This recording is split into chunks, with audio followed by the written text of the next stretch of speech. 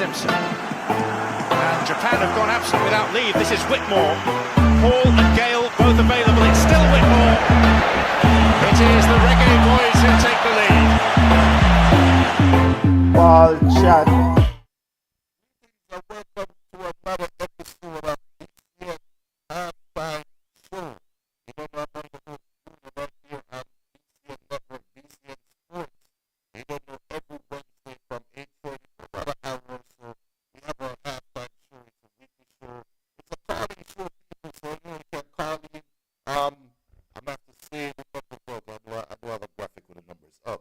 But you can give us a call at 770-696-6040. That's 770-696-6040. You can call us on WhatsApp at 352-745-0992. It's a weekly sports show dedicated to all the people who love sports, like myself, like fellow co-host Beckham and Cameron. But Beckham is a little bit under the weather this week, so you might see back this Sunday. Hopefully Beckham will be feeling a little bit better for them. Keep up the soup and take care of yourself. I think the Cameron out there as well. You don't know, people, I'm a Manchester United fan. I am a Jamaica fan for football. So we're not feeling too well right now, but you know what? The show must go on. And I am here and I'm going to tough it out. You know why? Because I'm strong like wood. So, you know what? Look at this today for me like a therapy session. All right? And remember, we are all family. We all look out for each other.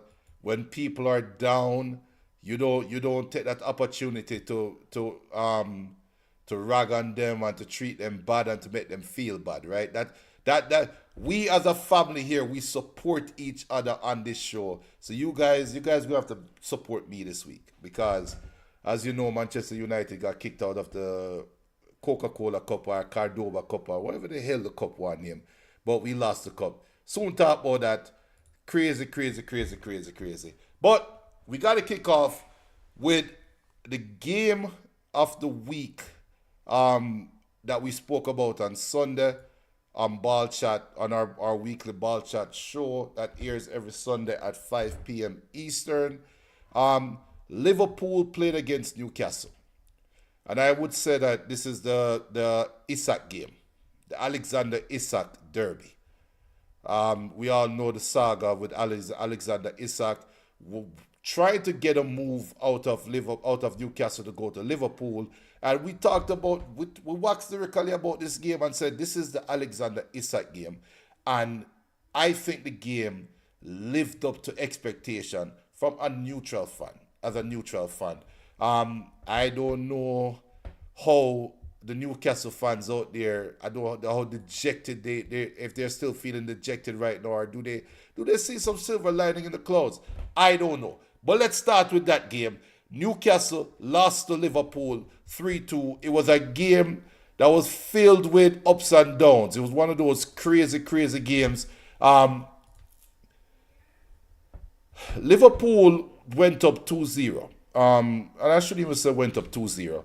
The game started hot. Newcastle was playing like their hair was on fire. Some would say that Newcastle is somewhat unlucky that they didn't score a goal early or could have scored often. They were creating the chances, all while Liverpool just kind of like stymied and just held the fence and played the game. So let me know what you think about it. I pick up to all those running in hot. You don't know, so if you're watching on YouTube, make sure you hit the subscribe button. So big up to everybody watching on I Am Jamaica on the Facebook page. You don't know, we're talking about the Liverpool versus Newcastle game. Liverpool defeated Newcastle 3-2. Rio Ngoma, the teenage sensation. He is the talk of the town right now. But we would have never had a need for Ngoma moment if it wasn't for what happened in the whole game. As we know, Ngoma is a 16-year-old. And he scored the winning goal for Liverpool. But the game was, from before the kickoff, It was the energy in the stadium was high at the Newcastle Stadium. And what we saw from the kickoff, like we said, Newcastle started hot, could have scored early, should have probably scored. Some people might argue that they should have scored. They did not complete their chances. Ryan Gravenberg scored a goal out of nothing, in my opinion. It's a very good finish, but it came out of nowhere. And they took an early 1-0 lead. And the game kind of took a turn, in my opinion, when Anthony Gordon received that red card for that harsh tackle on Virgil van Dijk.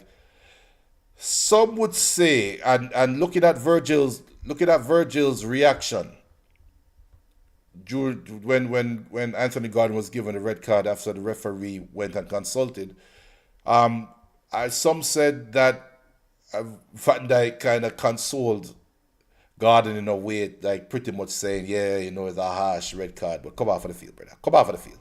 But it was a harsh call in some eyes. Some eyes it was the right call, but in most eyes, it was a dumb play by Anthony Gordon.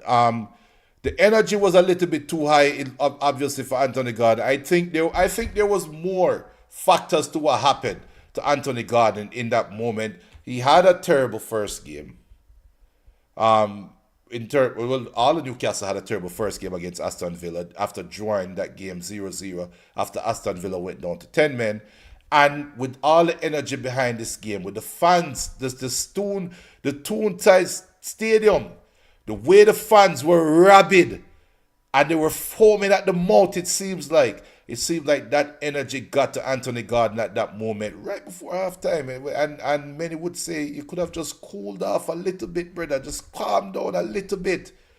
But so said, so done. Red card going into the second half. Everybody at that moment thought that it's over. There's no way Newcastle is going to come back. Newcastle cannot score against 10-man Aston Villa in the first game for 30 minutes. They played against 10 men. Can't score against Aston Villa. This is the big, bad Liverpool. You're down 1-0. You expanded all the energy. What? Look. Crazy moment. Oh my gosh. People, the game over. That was the impression. That was the impression I had. Can't score against Aston Villa. You're what? Crazy.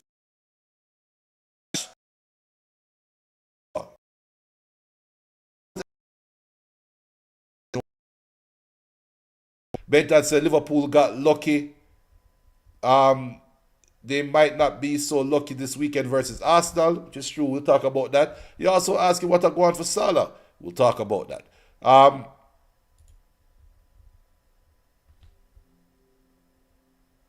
Yeah. So, big up Benton. They want for Salah, but so there's so much things going on there that we have to talk about with Liverpool. And Liverpool fans, I am here by myself. This is my therapy session. So you guys gonna have to sit with me, all right? We're gonna have to sit with Junior this week. I am here by myself. Benton is sick, like we said earlier, but Benton, hopefully get better soon. Get well soon, brother. Drink up your soup and, make sure you sweat out the thing, wherever bite, wherever bug you catch. But yeah, so we'll talk about Salah. We'll talk about expectations for this upcoming weekend. But Newcastle, this loss right here could either propel them to have a successful season, or this might draw them in the doldrums. We will see. There's more to come from that. But second half, Liverpool scored early with to Hugo Etikite, again out of nothing goal, in my opinion, because Newcastle were up until the red card. Newcastle could feel like they were in the game, but all hell broke loose at that point. Liverpool up 2-0, Newcastle dead and buried. And then somewhere out of nowhere, the crowd never left. I don't think they left Newcastle. They pushed them on. They egged them on. And in some football games, sometimes I watch a football game, and I can remember some key games where a player goes down, a player get a red card, and the team still find a way to win. Still find a way. One of the most memorable one for me is Leonardo getting a red card for Brazil versus America, when Leonardo elbowed Tab Ramos and got the red card, and Brazil still found a way to score with true Bebito. Granted, the gap in talent was wide, but that US team was rabid at the time at the stadium. This was hosted by America. It was crazy. It was a crazy game. So same thing here. Newcastle down to 10 men. It didn't feel that way, and you just felt watching the game. You felt if they could just get one goal, maybe something can happen. Big up to BM. BM therapy session. You know, we soon on the therapy doors because, so talk about that. But anyway, so Bruno Guimaraes got a goal. Everybody said, wait, Liverpool looking shaky from start. Benton asking a question about what's going on with Salah. So talk about that because there's questions there. I brought it up last show. I'll have to bring it up again. And I have a theory about Salah. And then Osala had the equalizer. Bedlam in Toonside. A lot of people looking at Isaac and saying, you really want to leave, blah, blah, blah, blah, blah, blah, blah. And then it created the moment for the 16-year-old to come out and shine. So big up to Rio Ngoma. I say promoting him, Ngoma, but the youth is that the youth. Look, without going to say, I'm not going to say he's a baller, he's a general, he's a this. I'm not going to say that. But there is something to be said about not shying away from the moment, Benjamin Sesko. There's something to be said about not afraid to take your chances. Kobe Menu. There's something to be said about that. So that you have to give the ball ratings for that. And he found a way to score, and Liverpool defeated Newcastle 3-2. But we have to ask a question now. Is it too early? And again, the phone numbers to call, if you want to call in, you can call on WhatsApp at 352-745-0992. You can also call into the show right now, 770-696-6040. BM, in about 30 minutes more, you call in BM, because we need to talk about something. Me and BM need to talk about something in about 30 minutes. It's a precursor, BM, so line up your phone. Anyway, Mohamed Salah. And not only Salah. So there's a question mark. You know what? Before we get to Salah, Florian Wirtz. I think Benton kind of jumped the gun when himself Florian Wirtz did not look like a baller to him in the Community Shield. When we watched Liverpool play against Crystal Palace in the Community Shield, I was like, don't worry about it, Benton. The youth is a baller. Him dip in and out of spaces. He shows up. Him get the ball. Him try it from link up. Blah, blah, blah, blah, blah. That was my rebuttal to Benton. I see evidence of Liverpool fans now questioning Florian Wirtz. I don't know if it's because he's non-British. I don't know why it's such a quick trigger. However, is it too early to ask questions, especially with Gravenberg right now returning and doing what he did and taking his opportunity that quickly? Is it too early to ask questions about Florian Wirtz? And also, is it too early to ask questions? Well, I'm not going to ask a question about Salah, but what is going on with Mohamed Salah? We will see this weekend. But what was it? Was he injured? I want the Salah. I'm going to look it up here. But before we start talking about Salah, what's going on with Florian Wirtz? Is it too early to call? And that's my question right now. And if I could put up a poll, I'll put up a poll. But is it too early to call for Wirtz? Does he need more game time? Is this the Premier League being too big of a league? What do you guys think about it? Because I have to ask questions myself. Liverpool is a big side, but they do have question marks. We know that Liverpool is currently trying to get Guehi from Crystal Palace. I think they need him more than they need Isaac. And I think I have to give Benton credit. I think Benton said that one time, and I am starting to see it now. I'm gonna check a messenger real quick. Big up Pablo. Yeah, but I'm starting to think that Liverpool have some defensive question marks that they need to answer. Before we talk about Salah, I think Liverpool need. I think Arne Slot has a defensive problem. I don't know if it's a system problem. I don't know if it's players not comfortable with each other problem. I don't know if it's just too early in the season. I don't know what it is. But over the 2 games that we saw Liverpool played, actually the 3 games that we saw Liverpool played, I'm going to include the Community Shield in this. The defense is leaking. And big up to Kevin. Kevin said, text me early, during the Community Shield. We need a defender. And Kevin is a Liverpool diehard fan. I think El Pistolero said it as well. They need a defender. I think Marcos said it as well in a group chat. We need a defender. We need a defender. We need a defender. And is this weekend the weekend when the lack of a defender catches up to Liverpool? That's the question. I don't know. Look, we have to be careful because I'm here by myself and people say me as a Liverpool hater. So I really have to be careful with what I say about Liverpool fans, right? Because when the Liverpool fan them forward with them pitchfork, them ready, and them ready for line me up. So I have to be careful what I say about Liverpool and them Liverpool fans. However, questions have to be asked. And I have to start with the question of the defense.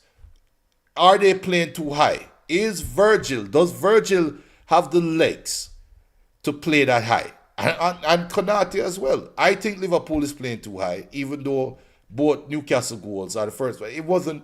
The second one wasn't because they had a high defense, a high line. That was just energy. But I have to question Liverpool's ability to finish games, and I have to question their ability to defend when they need to. That's question mark number 1. Question mark number 2, Mohamed Salah. No, Benton is asking what's going on with Salah. I gave Benton the credit for saying that for lighting a fire on Florian Wirtz early. And I did say, no man, hold off a little bit. Make him figure it out. Give him some time. La la la la la la la. But after 3 games, maybe we need a little bit more return. So Benton, you call it early. I say I'm starting to see what you see going wrong with Florian Wirtz. Now the question now has to be asked about Mohamed Salah. What's going on with Mohamed Salah? I think Mohamed Salah, like I said after the Community Shield game, he now has an opportunity to play as a passenger. He does not have to be great every game for Liverpool to be successful. And I think he has to learn along that line. I think he has to learn and adjust the way he plays. I think he has to learn also to play with I would say an overlapping wing back, because Frimpong didn't play, Stavroslai play, but I think having Trent there gave him, Mohamed Salah, the license to do whatever he wants down the right wing. And I think his space is now getting cramped a little bit because of how Wirtz drift in and out of spots, and because of how Stavroslai overlaps, how Frimpong, we know Frimpong overlaps. And I think Salah now has limited opportunities to be Mohamed Salah because of the talent. And it's weird to say, but Liverpool, in my opinion, going forward, is more talented this year than they are last year. That might be stupidness, and if you don't think it's stupidness, put it in the chat. Let me know. Put it in the chat and let me know. But I think Mohamed Salah is on a more talented Liverpool team going forward, and that is hurting him because he needs the space to be Mohamed Salah. He's not afforded that space. But with that being said, Liverpool will be all right. We will see what happened to them this weekend, coming up with Arsenal, as we soon talk about that. Newcastle, though, on the other hand, are there questions to be asked of Newcastle? Are there questions to be asked of Eddie Howe? Or is it too early? They played against Aston Villa, who was in the Champions League quarterfinals last year, and pushed and they pushed PSG to the limit. Granted, Aston is not the same Aston Villa team as last year. However, it's still Unai Emery, still Aston Villa. No major shame in that draw. You're disappointed because you couldn't score against a 10-man Aston Villa. But you'll say, you know what? This is a top 5 buckle game. It's all right. And played against the best team in England. They're the champions, so they're the best team until proven otherwise. And you push them to the limit after going down 10 men. Are there questions to be asked of Newcastle? Or should the Newcastle fans not be worried? Because that to me is where we need to go next. Because their next game is this Saturday against Leeds at 12:30. That game, they travel to Leeds. I think this is a must-win game for Newcastle. Newcastle has to win this game going into the international break. If they don't beat Leeds this Saturday, then there might be some alarm bells going off. Then there might be some nervousness around Eddie Howe and his coaching staff. Because we all know, as we soon talk about one next bug side, we all know the times when teams make drastic changes is going into the international break, because you basically have 2 weeks if you're going to do any form of transition. So this is the game. If Eddie Howe wants to keep his job, which is kind of weird to say, he better win. You better beat Leeds, or else Ironman them going to have some serious conversations coming up if you don't defeat Leeds. Big up to Garfield. Garfield said the defense issue was addressed. We got a defender, Giovanni. Kirkes need time. Second game, are you criticizing Salah? How? Teams are settling and feeling out each other. Teams are still being organized and players adjusting. Oh, and Garfield, no. I'm not criticizing Mohamed Salah, Garfield. However, questions can be asked, and I agree. It's early. We're not going to overreact. That's one thing we don't do on BCN Sports. We don't overreact unless Junior talking about Manchester United, or we're talking about Jamaica. I don't overreact. We won't overreact, okay? But we still have to look and say, we have an expectation of a baller. My expectation of a baller is this. Is he playing to expectation? No. Then we have to ask why. Is it early in the season? Possible. Is it a lack of comfort around the players? Possible. Is it lack of comfort with the coach or the team? Possible. Time will tell, right? Well, it's just a question. So I'm curious though, Garfield, Florian Wirtz, and I give me a response. I'm waiting for a response from you. Is it too early to question Florian Wirtz then? And then here goes Garfield, and I said it earlier. This is a therapy session. I am having my therapy session. I'm here to talk with you guys. And I said it earlier. Garfield probably wasn't here for the intro. But BCN Sports, we are a family. And you know what family is. We support each other. So when things happen and we feel like jumping off a ledge, we don't push the person over the ledge. And what does Garfield does? It kick me in my back. What say, question to ask. How man you lose to a League 2 team? Jesus Christ. Let's talk about that. Benton says Newcastle is unsettled until the transfer window closes. This Isaac saga is affecting the side.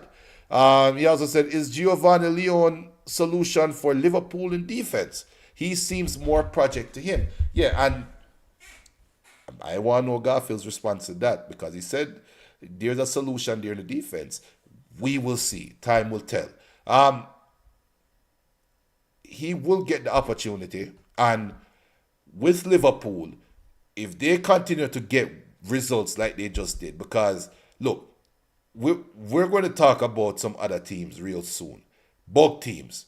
We're not judging Liverpool like how we judge the bug teams. So Liverpool defeated Newcastle 3-2. They defeated I would have played that first game again. They that side of and with Semenyo and they beat them at the death. And we're looking at it and say, yo, we're looking at a team with a 100% record in the Premier League and questioning them. So we're holding them at a higher standard. And hopefully the Liverpool fans then realize that is ratings we're giving them. We'll give them full ratings. But questions can still be asked. Newcastle, Benton says Newcastle is unsettled until the transfer market closes, and transfer market closes is under 5 days. I think it closes Monday, right? So Newcastle is one of those teams that cannot wait for the transfer market to close. And Liverpool defeated Bournemouth. Bournemouth was the team I was trying to remember. But Newcastle is one of those teams that cannot wait for the transfer market to close. I think Newcastle, Crystal Palace are the two teams in the Premier League that cannot wait for the transfer window to lock so they can figure out how their season is going to go. So there's more to come on that. Before we go into the upcoming games this weekend. Oh, let me see what Garfield said about Wirtz. I'm not feeling him. He's not his type. He's not his type of midfielder, but he has to adjust to a rougher league, more physical than Bundesliga. Giovanni is good. Think he will make our defense better. I will bet on him before Wirtz. So Garfield is betting on how much will you pay for Giovanni? 30, 20 or 15 million? You're betting on a 15 million baller over 120, I think, to play for Wirtz. So Benton, your intuition might be right because Garfield as a Liverpool fan saying the same thing. And I think if we were to poll Liverpool fans, they will also say the same thing. Manchester United lost to Grimsby Town or Grimsby, whatever them want name today. In penalties in the Cordoba Cup.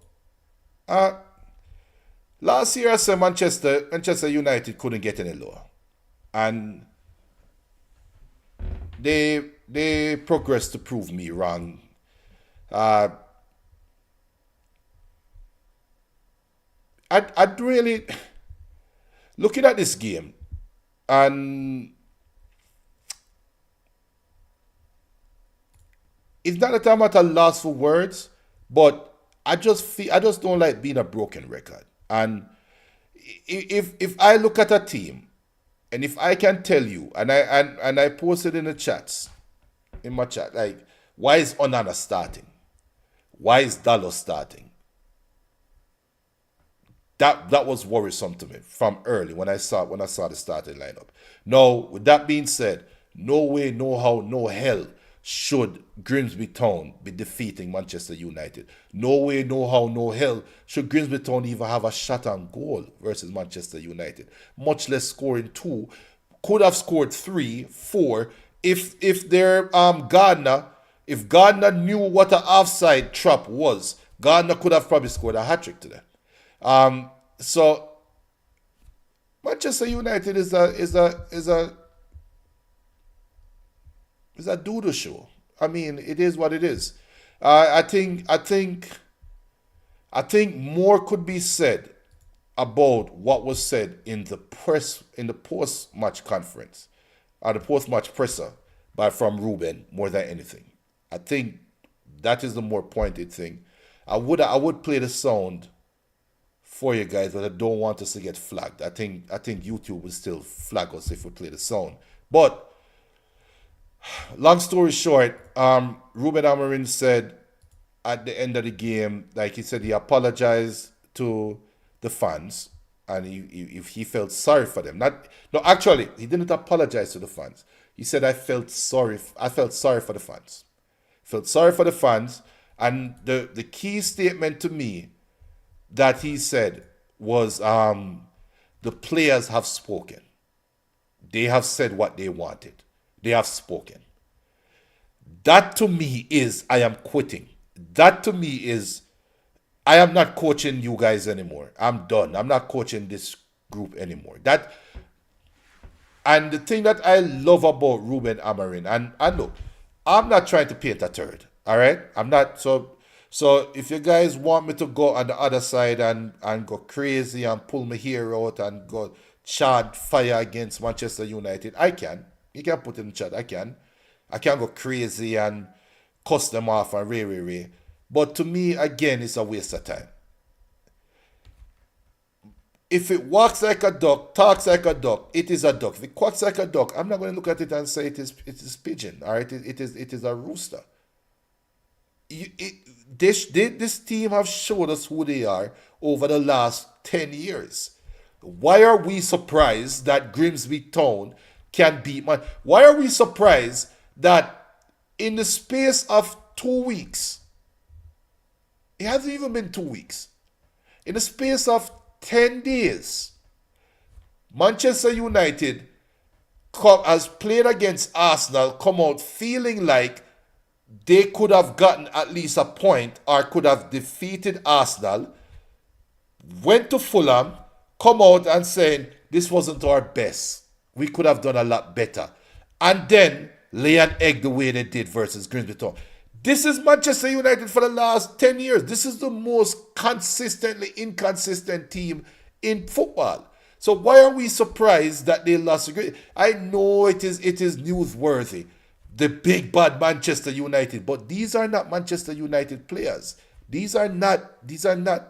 It's not even worth it. I'm telling you, as a Manchester United fan, you guys are throwing darts at us and we're just sitting there like, yeah, well, it is what it is, right? And you have people out there that are now killing Ruben Amorim for not even watching the penalty shootout. Now, let's have a conversation on this. As Benton says, the Grimsby goalkeeper is a United fan. Pim came out and said, yes, he's a United fan. So he's halfway fuming. And you know what? Big up to Paqueta. Big up to all those out there.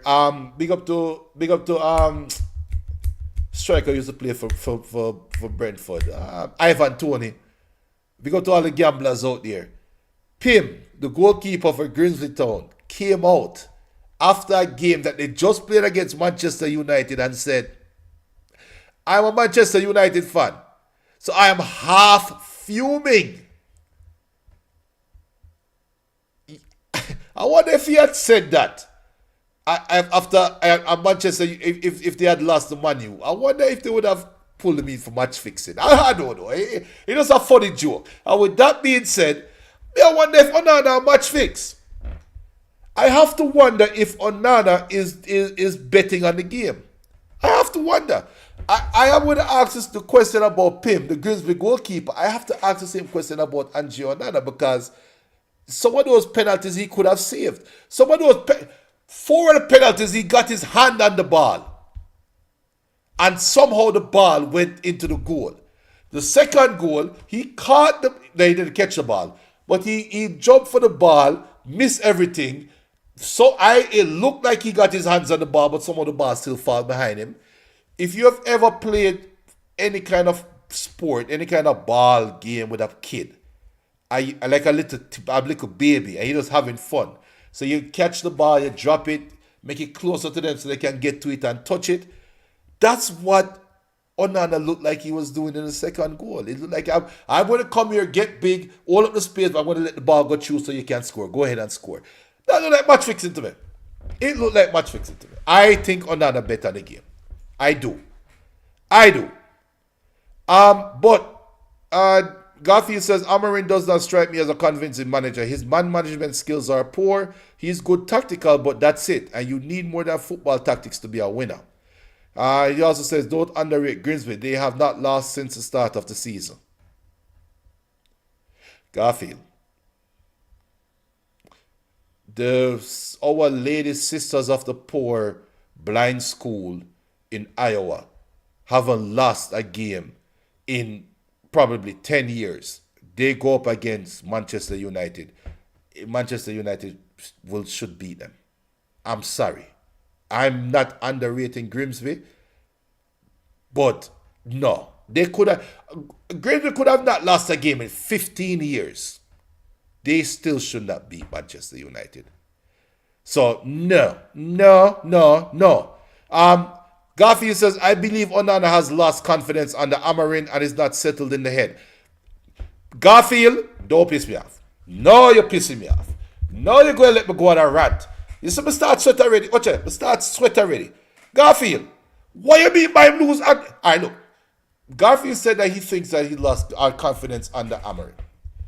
Well, newsflash, Garfield. I think he lost confidence under Ten Hag.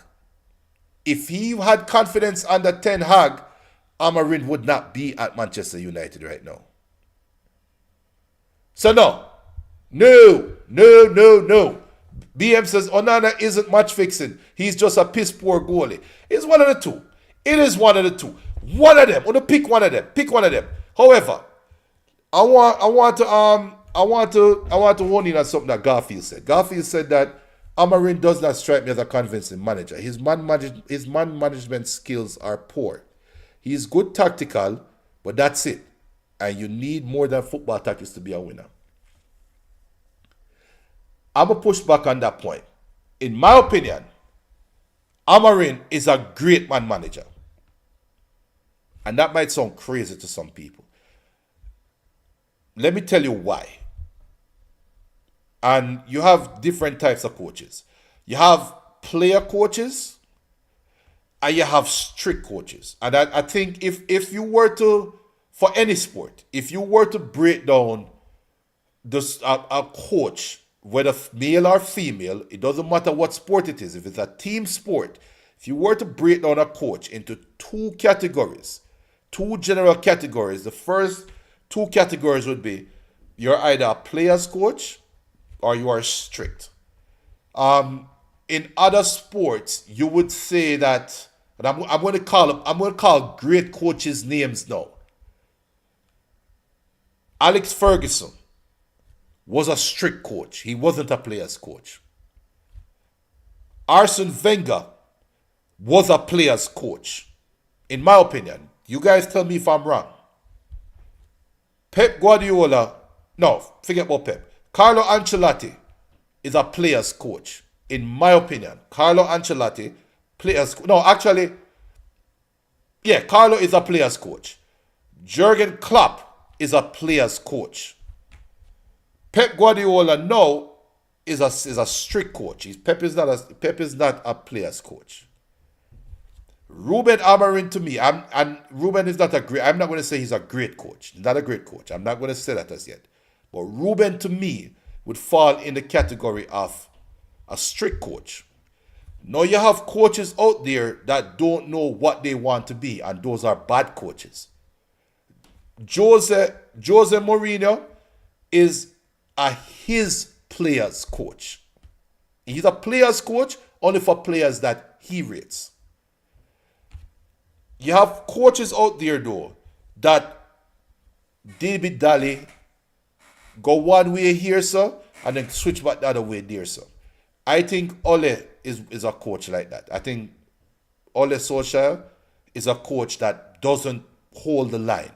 He wants to be a player coach, but he also wants to be strict at the same time. Not because Ruben frees out a baller that makes him a poor man manager. What makes him a great man manager, in my opinion, is he's consistent. I tell you, you're not in my plans. You're out, frozen. We haven't seen Rasmus Højlund since preseason. He hasn't even been on the squad. Rasmus Højlund did not even make it on the squad list today. And Rasmus is on record saying, I want to fight for my spot at Manchester United. I want to play at Manchester United. And Rasmus is not even understand. That is consistency. So, Onana, no, people might say, but you're contradicting yourself. I'm not contradicting myself. I'm going to tell you why. Onana refuses to go. He has options, but he refused to go. So, Ruben is all right. Go and go play this game today. Go on. You don't want to leave?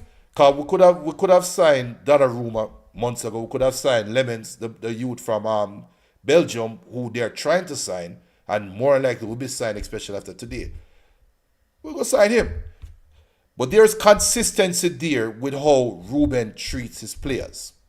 The players themselves are not reacting well to it. And I think that's where the problem is. And that's why he said what he said today. What Ruben said today, he said, these were his words. They know how important this moment is. They know how important this moment is, and they have told me what they wanted. No, he couldn't be talking about all the players at once. But I think he's directly talking to, in my opinion, he's talking to Onana. You know how important this moment is. We know you, Onana, is better than Bayinda. Bayinda is not the goalkeeper that Onana is. However, Bayinda hasn't made as much mistakes as Onana made. Onana, this is very important. It's a very important game. Go out there, get a clean sheet, build your confidence, come back and keep against Burnley, and then we'll move forward. That is how important the moment is. I think that is what he was saying. And Onana went out there and laid an egg. That is consistency to me, honestly. BM says Fergie was a player coach, but he was no nonsense. Remember how Fergie managed Cantona? Stick a pin on that one there. Hold on. Benton says agree, BM. No, you guys are wrong. I think you can be strict on a player's coach. Benton, and I agree with that, Benton. Garfield says, I would agree with a lot of what you are saying, but Amarim came to a big club without a plan. He does not know his best 11. He did not make any demands in the transfer. He's not adding anything to the team. And Benton says, Donnarumma want to play for the Bug side. And then Benton says, I think that was raw emotions after the game by Ruben. He'll be back to work Friday. No. No. All right. Let's start with Cantona first. Jose and Fergie is in the same line to me. They are in the same vein, in my opinion. If you are my guy, I'm going to support you till the end of time. Right? Now, how do you become my guy? That is the important point, because you guys want to talk about the support for Cantona. Yes, but Cantona was amongst the world's best striker at the time when he kicked off the youth phase. Right? And the other side to that coin is, and hopefully I don't get any hate mail. I don't care. I don't care if I get hate mail with this today. But Fergie probably supported Cantona kicking off the youth phase. And I've not heard anybody said this. And this might be controversial. But Fergie showing his support for Cantona is saying, maybe you weren't wrong for kicking off the youth phase. I just wish you never do it. It's a different statement. And case in point, Klopp is a pure players coach, right? Wenger is a pure players coach.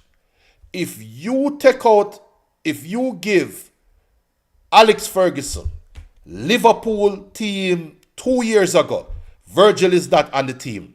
Salah wouldn't be on the team. If you give Alex Ferguson, Arsenal, when Wenger, and I'm talking about the Samir Nasri, Arsenal, the Fabregas, Nasri, what the Russian youth name? What the Russian youth name, man? They look a Russian midfielder. You don't know what I'm talking about. After the Van Persie side, if you give him that, half of them players wouldn't be there.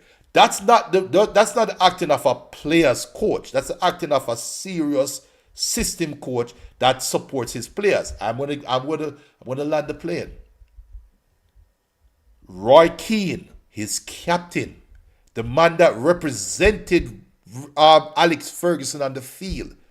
If you were to say Alex Ferguson in a player is Roy Keane, came out after a game, I think they lost, and I want to say it was Sunderland or one of them team, came out after the game, did an interview, side now play good enough, disappointed, blah, blah, blah. And the very next thing that was said in the Manchester United locker room, Alex Ferguson said, Roy Keane will not be playing for us anymore. That's not a player's coach. That is not a player's coach. David Beckham wanted to live the star boy life, and Ferguson said, yo, take with yourself. I don't care if you come from the academy, take with yourself. No questions asked. Those are not the actings of a player coach. Now, it's a general statement. You have different variations. Because I think Benton and some of you guys, I see a couple of guys saying, he's somewhat, he's not rigid. It's not a rigid thing. So yes, just like Jose, to me, Jose and Fergie have the same mentality. Just Jose wear his emotions on his sleeve. Fergie them will just say, yo, you're not good enough, get out of here. Klopp, on the other hand, have a bust up with Salah and them hug up each other and kiss and make up and we'll move on with our lives, right? That's the difference. So Ruben, to me, is trying to instill that in a bunch of players that don't want to do it. All right, so, yeah, Ashvin, Andre Ashvin. Yeah. I've big up family fathers and Lone Ranger tonight. Yeah, my bedtime sick out. Garfield says, Amarin not going to make it to November. Well, stick a pin on that. Garfield says, you are a fan of the game. Stop mixing coaches' playing style with teams they didn't build. Sir Alex, Klopp, Jose, Ancelotti, they all play different style of football and treat players differently. Oh no, we're not talking about playing style. We're talking about mentality and leadership styles. And that's another thing to talk about as well. Because look at Liverpool. And you know what? Liverpool is a good example. Arne Slot and Klopp, they're not the same coaches. Obviously. Klopp is a player's coach. I think the jury is still out on Arne Slot. I get a vibe. But tell him this all the time. Arne Slot have an arsehole face to me. Him have a face of an arsehole. Like, he doesn't like an arsehole to me. He doesn't like somebody that, if me was playing on the team, me think me and him will have kick off. Him will have piss me off and me and him will have kick off. He just have that smug look on his face. While Klopp, you can't disrespect Klopp. When you look at Klopp, you can't disrespect Klopp. Klopp would have looked at me and said, brother, you're too fat and out of shape, man. I look at him and say, yo, my feel say does this me, brother, but all right, I'm going to run 2 laps here. While all the sudden, look at me and say, you fat pig. I need to kick you off of the side. That's how Arne Slot kind of come after me, right? But look at how Liverpool is playing. And look at the results that they are getting. Not comparing them to Manchester United. But I'm talking about leadership styles. Coaching style and leadership style and playing styles. We have to put them in their own little silos and talk about them individually. Liverpool is being led by a team that is completely different than their previous coach. They're getting the same results. Why? Because they're still being led by a leader. And I think once you have players that want to be led, it doesn't matter what style of coach you are going to find your moments. Manchester United is filled with players that don't want to be led. And Ruben said that today. Those were his words verbatim. The players said what they wanted. So I guarantee this right now. Ruben don't call Ratcliffe and say, look, it's me or the players. It is me or the players. I'm not coaching this, that. I'm not coaching them anymore. It's me or them. If you want them for play, then, find a next coach. Now is the time to find a next coach. We'll play with last game Saturday. You have 2 weeks because of the international window. We're going to see now what Jamaica play. Find a next coach. But I'm gone. I think Ruben said that. And this is exactly what he did at Sporting. The first year, the team, I think he turned over the roster like 20 players. Turned over by the second year. This is his MO. So this is his style. Can he stay consistent with it? That's the question. But tell you that talk about the box side there, one. We'll see what Saturday. Let me pull back the curtains a little bit. It is so hard for me that ask Benton. Benton will tell you.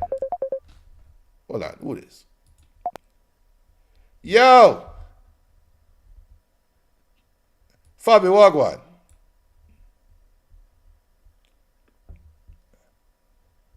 Alright, you call for cheer me up and you call for piss me off. Let me know first.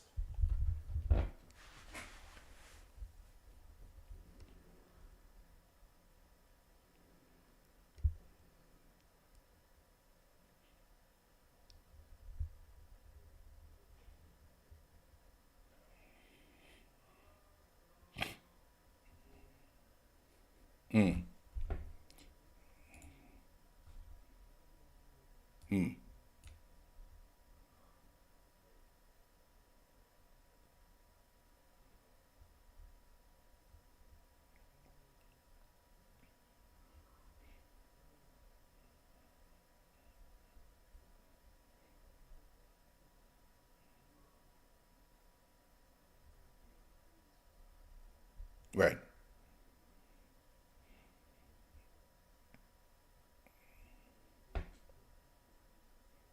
Right.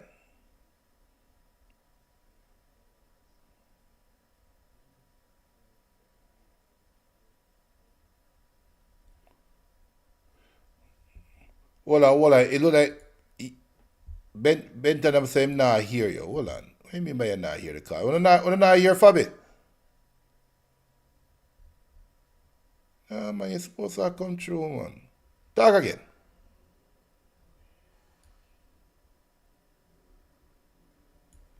Backside and saying, hold on, Fabi, give me. I'm a call it because them say you not come through. Let me see if I can figure this thing out. I say Fabi now. What do you mean by Fabi now come through? I know it's a Fabi I say something. Hey, I know it's a Fabi I chat with sense too, you know. I know every time Fabi forward him chat with sense, you know, and I on a miss part of what I say. Let me see if I can figure this thing out here real quick. Apologies, people, apologies. I don't want to blame me, you know. Blame Benton. A Benton fault. Let's see what I go on now. Let's see what I go on. Let's see what I go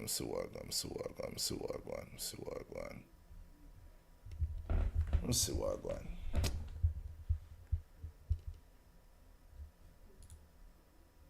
Come on, everything I work right, you know, and thing I work perfect and really hasted and comfort. Me I hear trouble, but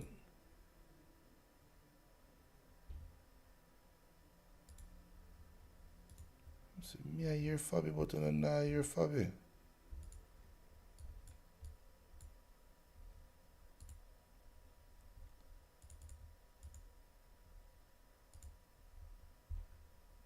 People, give me a second and I'm mats out that thing. It's a mats out fast, you know. Don't worry yourself. Don't worry yourself. Because when I mats out them something I mats out quick, you know. I'm the king of mats, you know. Hey, you know, so that's why Manchester United need to hire me.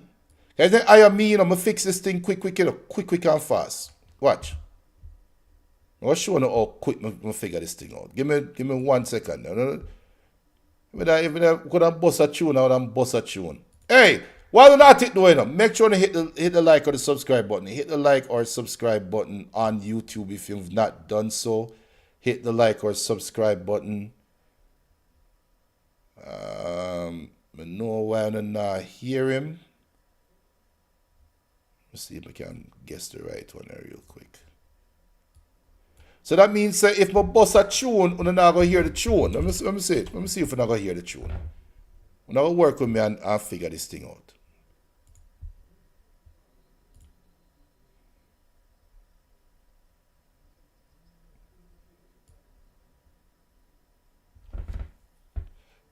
Want to hear Goldbridge?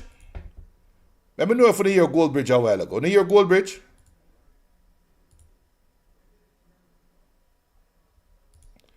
Sorry for the bad word. If you hear the bad word a while ago, sorry for the bad word. Boy, Goldbridge, hey, Goldbridge it vex, you know. I'm going to tell you, say Goldbridge it vex, you know. I'm going to tell you, say Goldbridge vex. Hey, Goldbridge vex and me sit down just easy myself. Hey, like, here, yeah. Watcha. And I'm going to lose. I ain't have a business. Where's me the ox?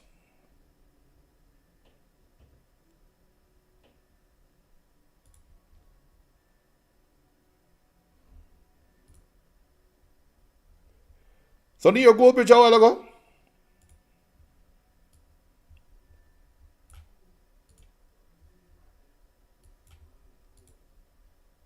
Till me get it for work. Now I'm gonna try Fabi again.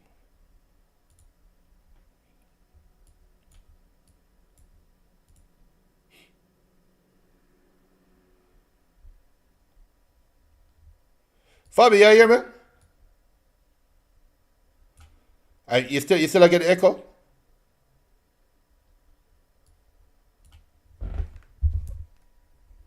I don't know if them are here yet. Yo, let me know if we're not here, Fabi. I feel them say no, they never hear Goldbridge. Let me see if they hear you. Right, Benton said no. Fabi, hear what?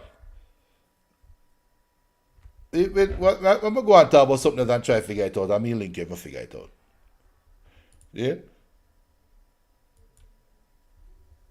Yeah, people. Well, I don't know. I know people are say a bad mind me, a bad mind the thing, you know. I know bad mind me, a bad mind the thing. But that's the joys of live shows, and I just say it go. Because I see the thing over here, so you guys weren't here in Goldbridge, which is crazy to me. Because I hear Goldbridge loud and clear.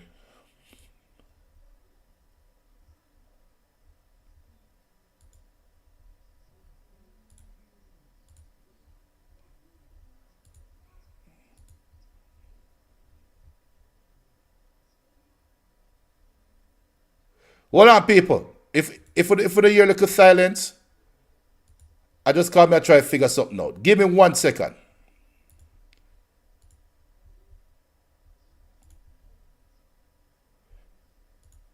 Benton say now you're the coach. I know, sir. If question. Why me I figure this out? If we were to look at the ball chat, the family and the whole of our family, what kind of coaches do you think we'll be? And that's a serious question. Come and feel that Benton is a player's coach. You've got to say that Only supposed to hear Goldbridge a while ago. this guy in goal, fucking somebody. Sorry for the bad word. But only supposed to hear Goldbridge a while ago. I know before I call back Fabi. Because I'm supposed to hear Goldbridge. Let me know for the year go. See Garfield say yes. Alright, so Fabi, I call you back in that 3 minutes. Hear this. This is Ruben Amorim press conference, post-match. Let me cue it up. Can bring your story. I'll cue this up. The result in the penalties, I was not thinking about the penalties to go to the next stage. I was just I think the way we play, the way we face competition in one moment that everything is so important. I think the players spoke really loud about what they want today. And in what sense? I just, guys, it's really clear. I just want to apologize to our fans, and we'll have a game now, and then we'll have time to think. What was missing? What was the key thing in that first half, especially, that was missing? Everything. You have to have. We need to be proud to go to the pitch. We know that every draw in Premier League is going to be a huge problem. So you came from one draw. We play quite well both games in Premier League. We know that people will get everything in our club, and we come to the game with a 4th division team and we perform like that. I think again, the players clearly show what they want. You mean they don't want enough? You mean their mentality isn't good enough? I think it's not the. It's hard to speak. I'm 7 months here talking about the environment or whatever. I think it's more than that. It sounds like you're almost shocked by what you've seen tonight, though. You are not. I'm shocked. I'm shocked because we are in the moment. Everything is like. We are in the moment that we make a lot of changes. We try to fight a lot of things, but then. All right, Ruben. All right. We'll come back for me. We'll come back for me there, yeah, but.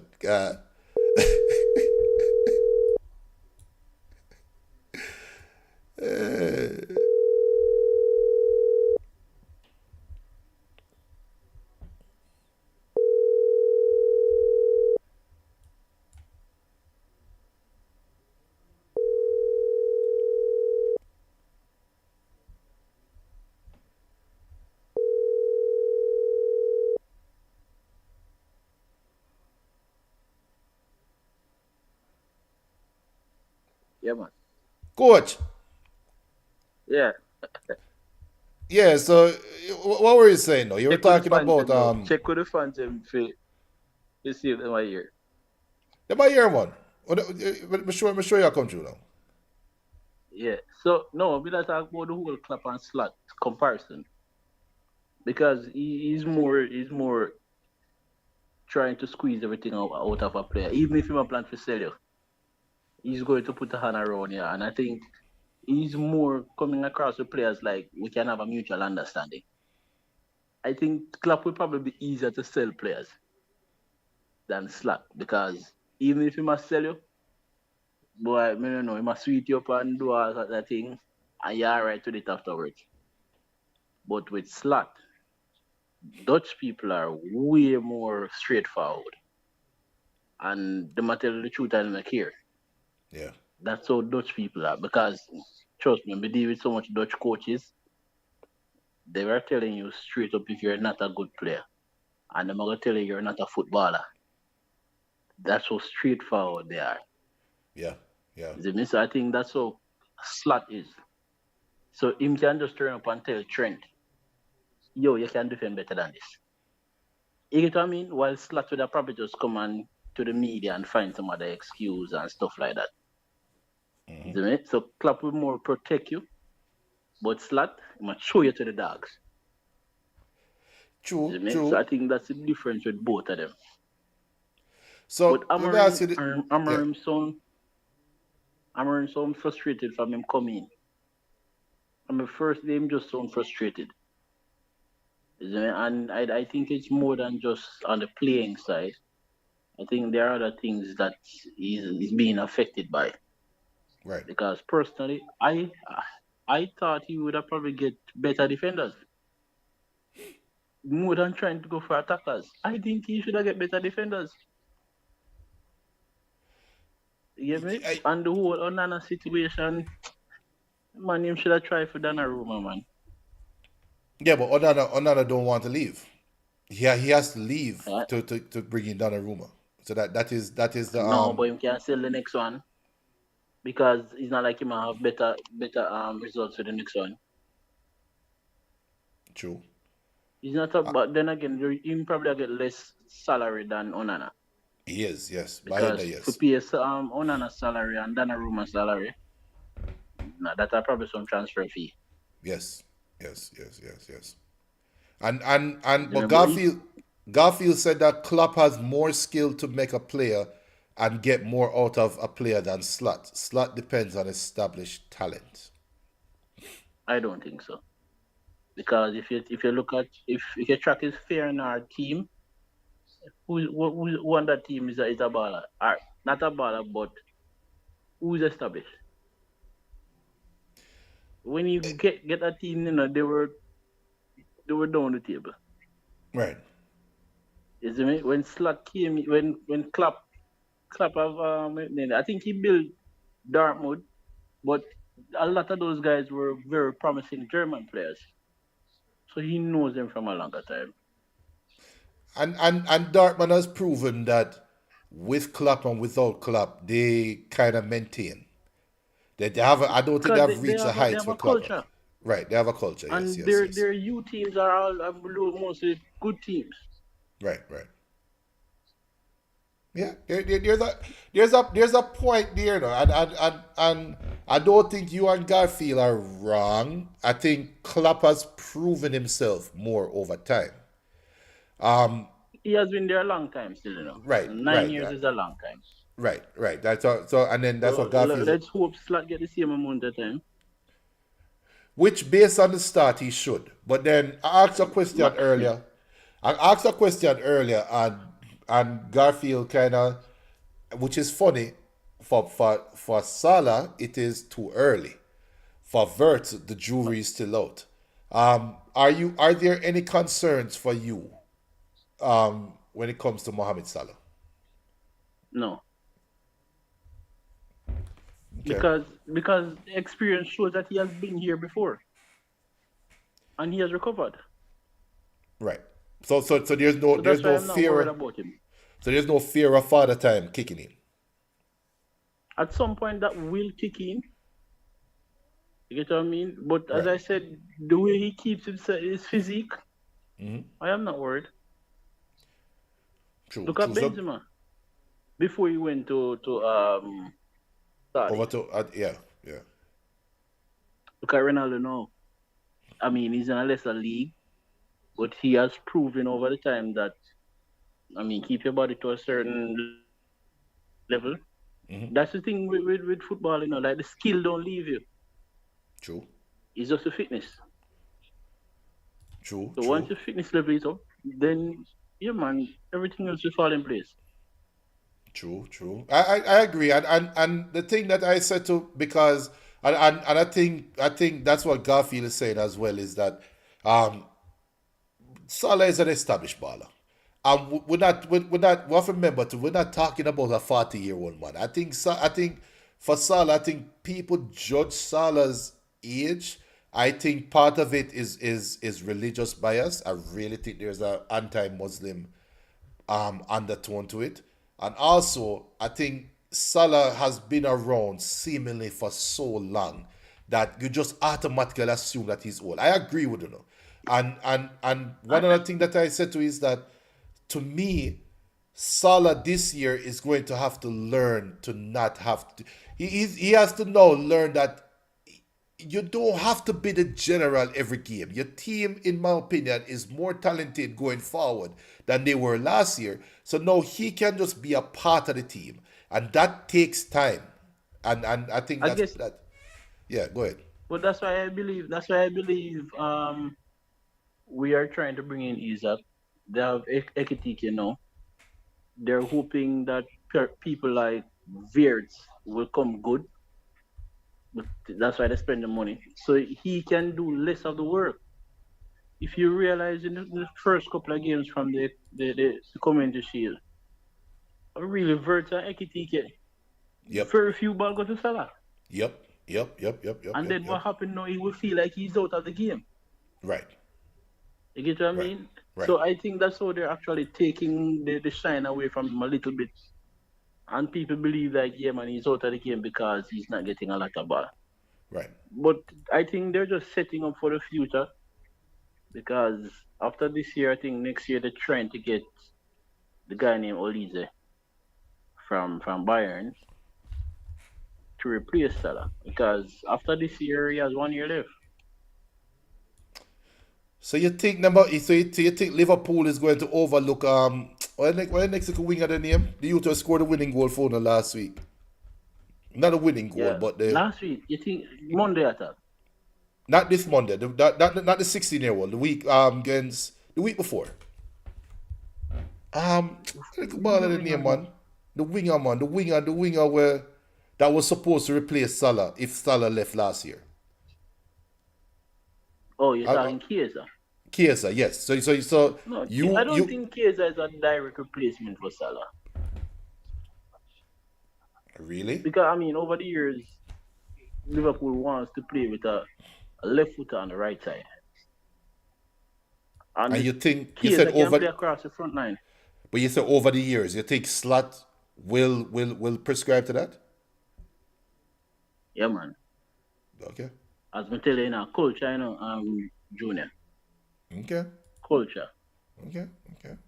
They are going to work with another left footer. I mean, that's why, as I said, it is rumored that they're looking at Olise. Okay. That's a big statement. So, It's a big statement. yeah, even that's why I think they had Ben Doak was sticking around and he wanted to use Harvey Elliott on the right side. But Harvey wants to play as a 10.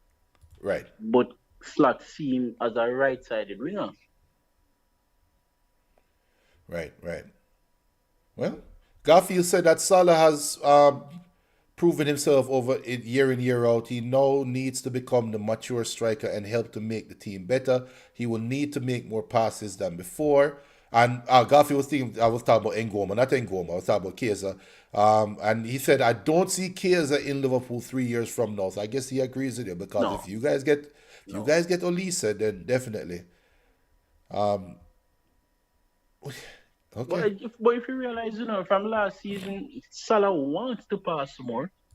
I mean, that's why I end up with double digits in assists. Right.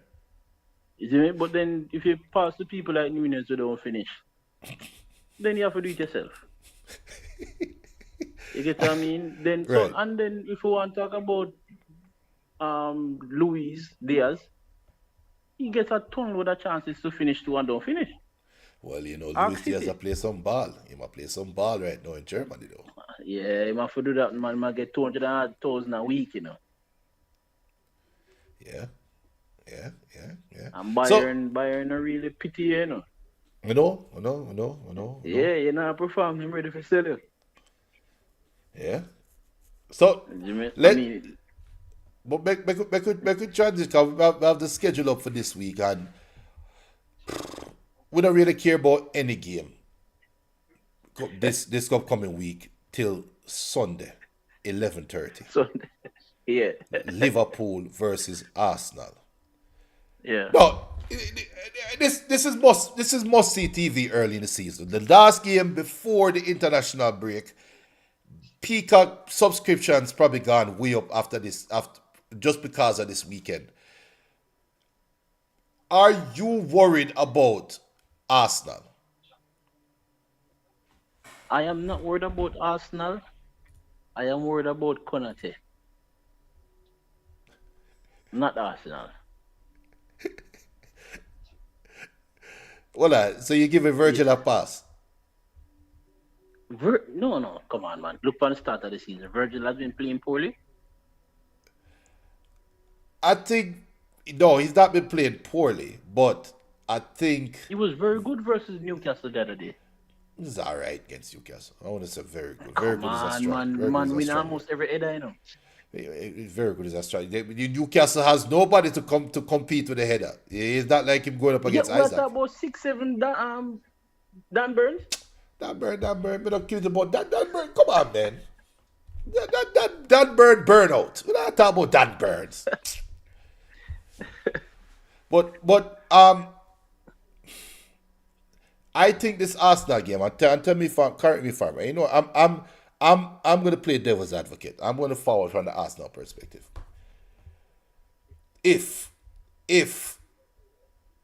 that Manchester United Arsenal game was just smoke and mirrors, was an aberration. Nothing real about that game.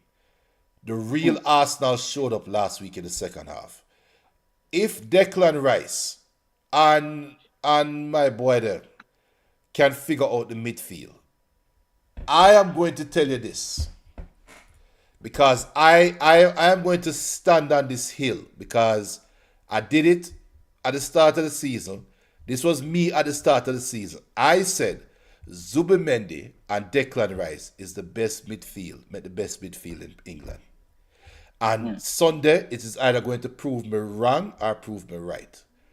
I am going to pick Declan Rice and Zubimendi over Gravenberg and would it be McAllister?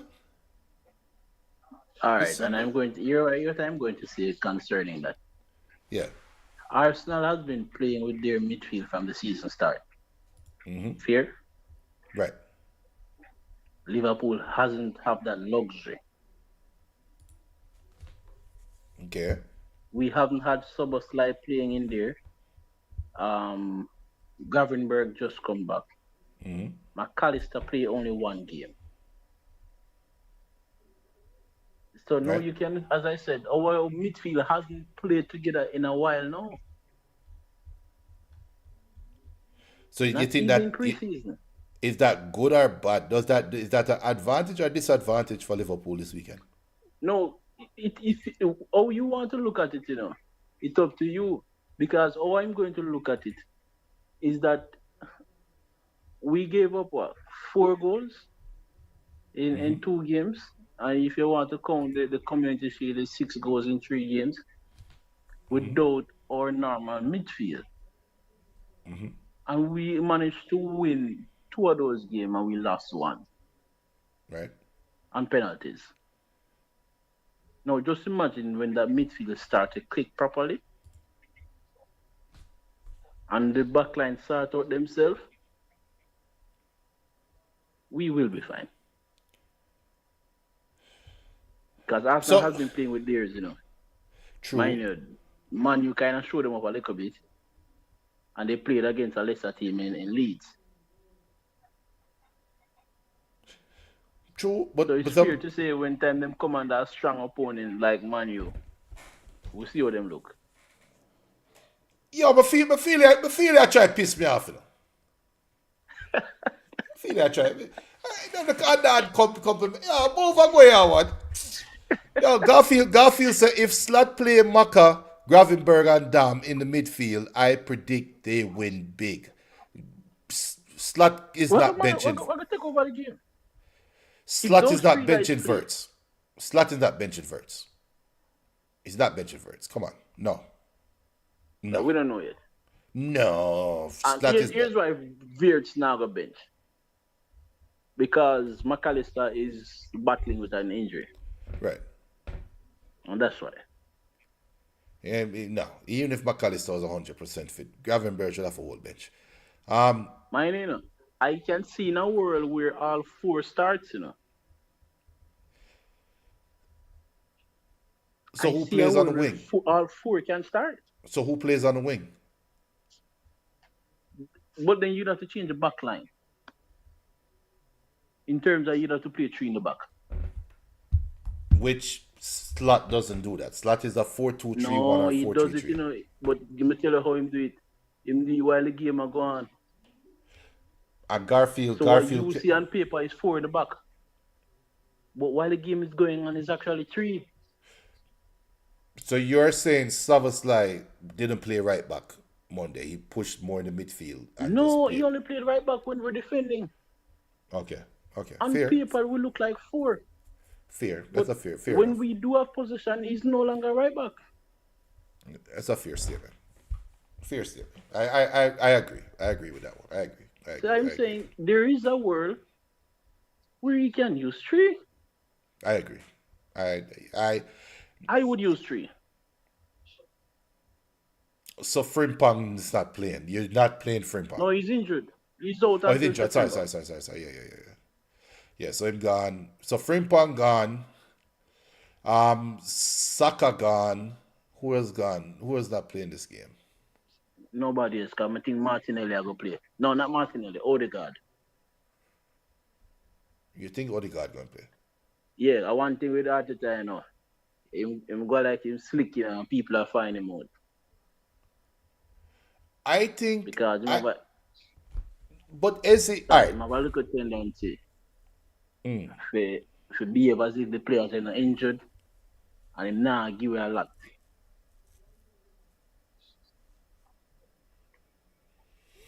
No, so him do it all the time.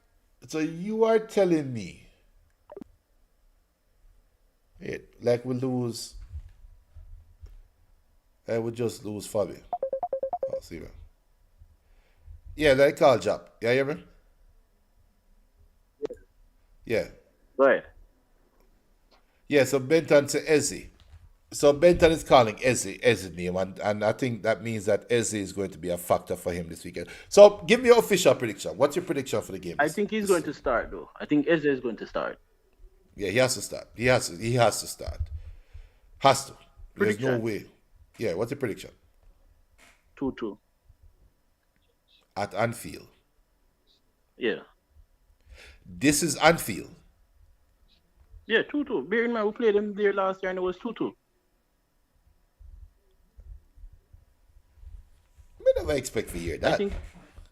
No, I 2-2. I think it's going to. Mind you, them not going to beat me on my yard. I'm afraid of Anfield, you know. Yeah, I'm afraid of the crowd, and when Arteta get tired of himself, we know if to turn it up. If Arsenal scores 2 goals, Eze has to be the star of the game. I don't think Declan Rice. I think Declan Rice and Zubimendi, they can dominate the midfield, but I don't think Declan Rice will have the opportunity to look like he did at the Bernabeu. All right. So he's Junior, going to have I to tell play you more what it'll discipline. go. Yeah. Tell you how it'll go. They're going to play a little bit more reserve. Right. And I tell you, they're going to play more on the counter And look corner kick. because they can't afford to have Zubimendi playing, roaming, and all over the place up front, like we normally play. Because from the season start, I saw him play, you know. Right. And sometimes him drop in one fullback position for pick up position. He's going to play dead center. Remember me tell you,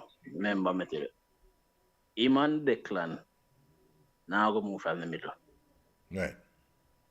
Yeah, if they attack and out of position when we countering, them can call it off. So you said 2-2 because Arteta afraid. That's what I'm hearing. Arteta, Yeah, why me go say no? Him can't afford to lose the game. He can't afford to lose the game. I think Slot can't afford to lose this game. Nobody wants to lose the game. But this is Anfield. I think Slot. Yeah, but I it's think Slot. also Arsenal. They're a very good team. See, because Benton says But if they want to, yeah, go ahead. sorry, if they want to come away with positive result, they might have to get the Yokeres from the Sporting. Which he showed a glimpse of it against Leeds. With him 1 goal. With the first Against goal. It doesn't matter. It doesn't matter. It matters. Doesn't matter. No, it Striker matters. is a The striker. context, it matters. No, striker is a striker. Striker just want to see the ball go in the net. And we're talking about quality strikers though. He's a quality striker. No Liverpool. I know Leeds is not Based Liverpool. upon what we see in the Portugal League, right? Right. And people would say Darwin Núñez was a quality striker when he came in when he was at Portugal League. Touche. Okay. All right. You win that one. You win. You can't lose when you draw facts with Darwin Núñez. You can't lose. So that's all right. Benton says that's if why they paid 85 mil. True. So Benton says if Arsenal wants to win the EPL, here's a chance to beat Liverpool. Good try with that. All right, so we'll see. You said 2-2. Put the predictions in the chat. I am going to say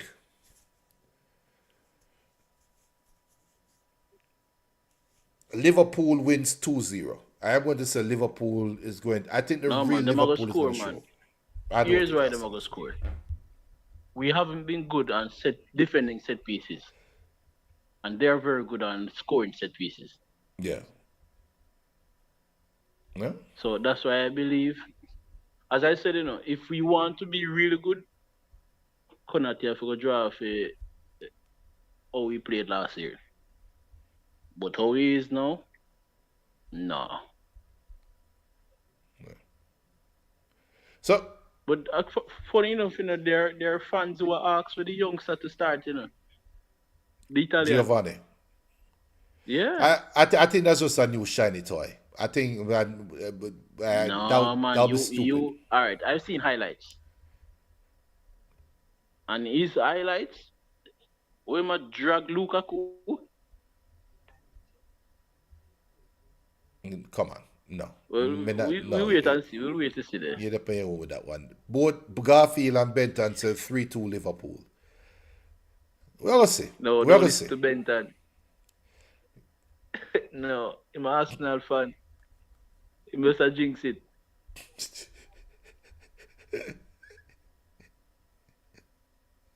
Yeah. Yeah, so that's a big game this weekend. So question. Look, Let me ask you one last question about that game. Will Liverpool unveil Alexander Isak and Gueye at Anfield right before that game? Will they be upholding the No. jersey? Okay. if you ask me about the Monday, I think both of them will be signed by Monday. But they won't be up there on Sunday. That's a No, perfect no. opportunity. Because we have yet to make a bid. Newcastle can't find a striker. And I think Gay go play him last game this weekend. Okay. So you are confident that both Isak and Gueye will be announced by midday Monday UK time. We are confident about that. I'm 70%. Okay. All right.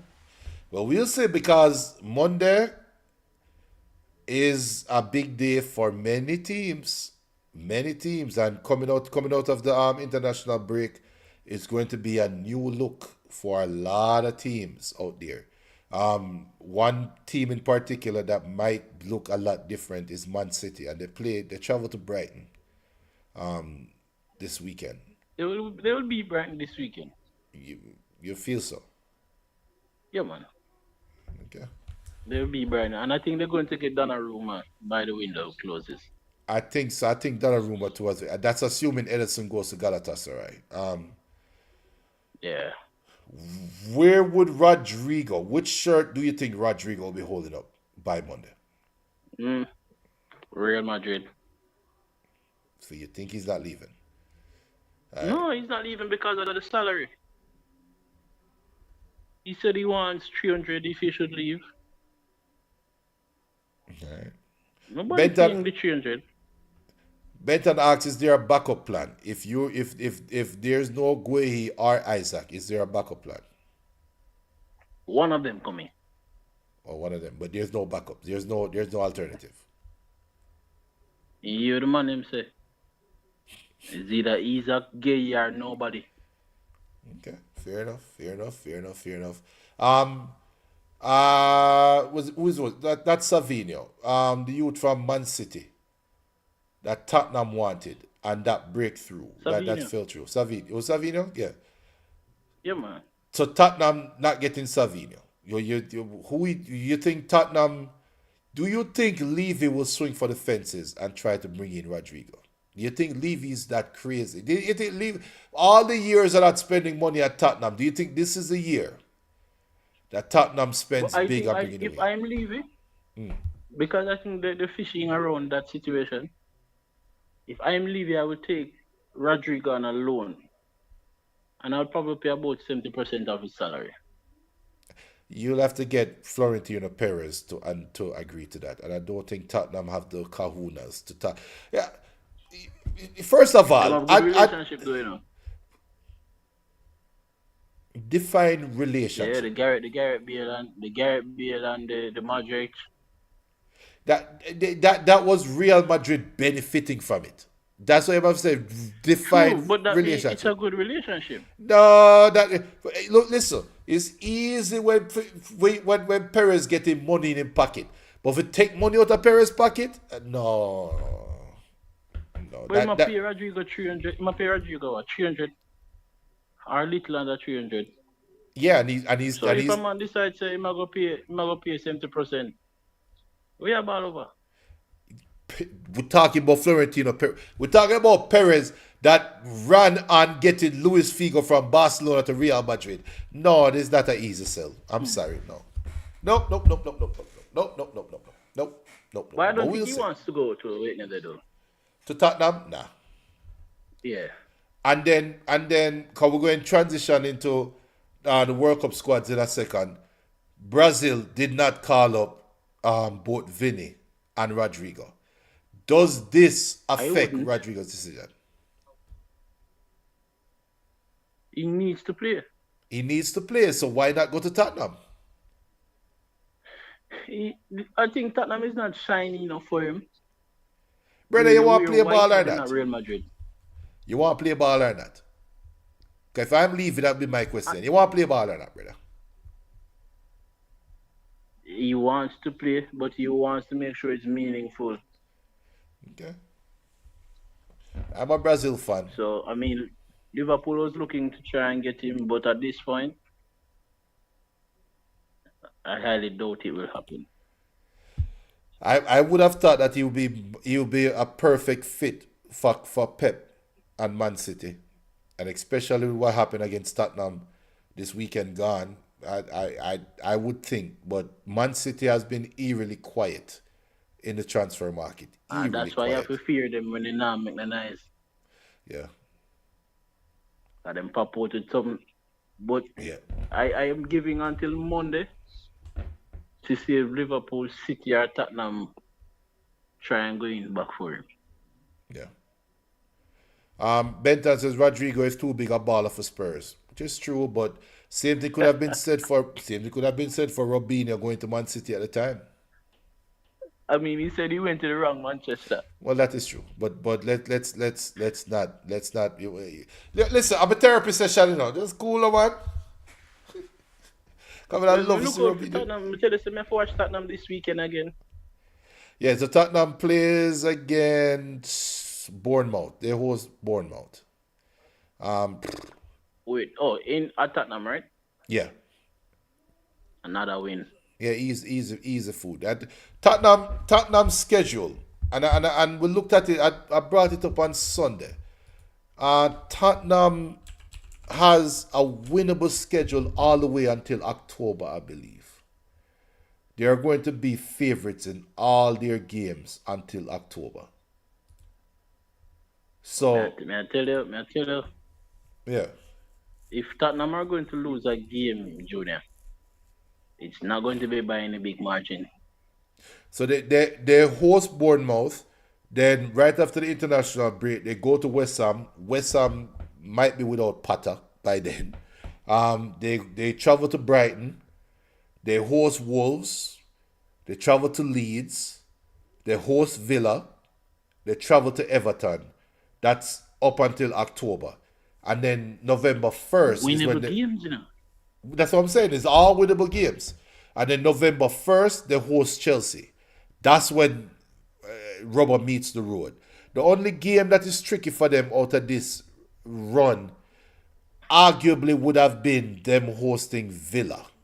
And they're hosting Villa. Villa don't look so good, you know. Right, exactly. The Villa have to figure out something with their squad by Monday as well. They are another team that have to make some changes. They've given up too much and not bringing anything to stand pat. They can't stand pat. No. So they have to be active in the transfer market. No, but I don't know how you give away a Bailey and don't have a replacement in place. Right. But we saw them did this last year, and they brought in my boy on loan. So maybe that might be the strategy. That this weekend is when they figure out a loan player to bring in a couple players on loan. So that might be a strategy for them. Find some player that is disgruntled that couldn't find him way out and bring him in on loan. The youth that one back at AC Milan that failed his physical. If I was Boniface. If I was Aston Villa, I would, yo brother, drink up some Irish mash and come do a medical over here, so I'm pass a medical and come a Villa. But will he play second fiddle though? Second fiddle to who? Ollie Watkins. Unai Emery want to get rid of Ollie Watkins. Ollie Watkins was offered to Manchester United before Shesko. So I'm even surprised that Ollie Watkins is playing and not creating any noise, because it's well documented. Unai Emery don't like Ollie Watkins. That's why I'm saying Boniface. It to me, it's too easy of a transfer. It's too easy of a transfer for Aston Villa not to do. It's too easy. So we'll see, But I think they need, because if you bring him in, he'll play as a 9. You can move Ollie Watkins to the wing, which Ollie Watkins in a 4-3-3 formation, he can play the right forward.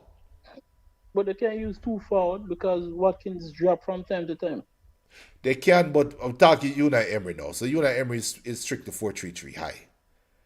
So I know, regardless of how Ali Watkins is flexible enough to play anywhere in the front three, so he'll be fine playing off the number 9, and I think he's better off that way. I think it was Troy Deeney that says that he's a wing forward. So Benton says PSR might be hitting Villa. That's why they want to sell Watkins. That's why they want to sell, and there might be some truth to that, because I don't think Villa has a lot of homegrown players. So they don't have a lot of space to pay. Right. To actually buy people and stuff like that. Yeah. But we'll see. But we'll transition to before we go jump. You want to with the Jamaica side? Come on, but don't want to bring in BM if him still there about the Jamaican squad. Attack for wait, you attack the national team squad? The national team for you want to JPL? We could talk some JPL. Hey, we could talk some JPL. You know what's going on it. So and that was the score. That game played Monday. Ardea Gardens lost to Racing 5-1. Which is more. It was 4-0 at halftime, Yeah, but which result to you is more surprising? That one. Is that more surprising than Cavalier drawing with Harbourview, or Chapelton Maroons Phoenix defeating Tivoli 2-1? No. Alright, here's why I think the Arnott is more surprising. And I'm going to get to the other games. The Arnott is more surprising because of what people know Arnott to be, especially on a Monday night. They were able to re-sign the captain. And I think they re-signed the one they call National, the young player. And they bring in a few players, they get rid of a few. So it's not like they chop and change a lot. The only thing changes was the coaching staff. Right. Which is a big change. The other players wasn't a big chop and change. Right. But I don't know what is going on in terms of management-wise, because whatever is going on at management is showing on the field. Because the performance was really poor. Yeah, 5-1, losing 5-1 to Racing. Racing. Yeah? Go ahead. I mean, props to Racing, by the way. Yeah. I mean, from you finish your chances, then you have to get props. And it's the first game of the season, you're hosting them. So maybe there's a little bump there, but not 5-1. Not 5-1. 5-1, man. Not 5-1. But I was shocked at Chapelton defeating Tivoli 2-1. No, I am not shocked. I'm going to tell you why I am not shocked. Because I've been following Chapelton Maroons since the merger or the takeover. And I've seen the players that they signed. The guy that scored a double, I'm checking the guy. Because he plays in England, and I mean, you get all of that experience. Right. Yeah, you bring it to the local league, and it shows. So, you get what I mean? They made some really good signing. They're young, but I mean, once you play for Butler, you go play with some heart. So you I am that's not surprised. So that's a question now. You think Butler gets it right this time? I think here he's a little bit more comfortable. And I think he would have learned from the past takeover or the past whatever they had by Veer. I think he would have learned from that. Because he brought in Duki. And Duki seems organized. Right. Yes. So I'm expecting them to be a little bit more solid in terms of organization. And if Butler can probably just take him out of it a little bit, they would be fine. And I have to give him props, Butler. That because it seems to me, from the outside looking in, and I kind of say outside being looking at the Instagram posts and looking at the social media feeds, and it looks like he's taking his hand out of it. It looks like he is being I don't want to say a technical director, but it looked like he's being more of an overseer. Because I do see, and that's the impression I'm getting from him. Big up to his daughter, getting the opportunity to run, which I have hats off and salute that. Some call it nepotism, I call it building the future, and there's nothing wrong with that. So no, not wrong. So me see that going on from the administrative end. Of course, we know. I think he groomed her in that position. Exactly, he's been grooming her. He's been grooming it. I can say that because it's been done in public space. So he's been grooming her, and she is well, seemingly well prepared for the position. Now, you're going to make mistakes, and it's best to make mistakes when you have your family, your father around you that knows and has that experience. So it is a good thing. It's really a good thing. So maybe he himself has learned from the Veer experience and now show your ability to grow and learn. Because I think Benton was the one to make a joke and say, Chapperton will make a run for the championship, Is that too crazy to say right now, or what? You know why it's not crazy? Because you see this top 6 thing. Yeah, that's why it's not crazy. Because I've seen Harbourview come and win the league from where they were. So it is not crazy. Especially with Cavaliers building again. So it's not crazy. I would see them draw with Harbourview 0-0, but remember, but here's the thing with Harbourview. Harbourview actually have a coach who I know and talked to a few times. He's really about organization. Right. Yeah, and he's getting really younger players in. So their profile is more like the 19 to about 23 thereabout. That's the profile they want to build. They're going back to the old model. Then. Is that what I'm hearing? They're going back to the old model. Yeah. Like what they had before. That's what they want to do now. Right. So I am not surprised with their result with Cavaliers, because Cavaliers is rebuilding. So it's going to take them some time to actually come to what we know them to be. But the favorite right now to win the league, Mount Pleasant. Who drew with Montego Bay in the what them call a derby? That's a derby game, right?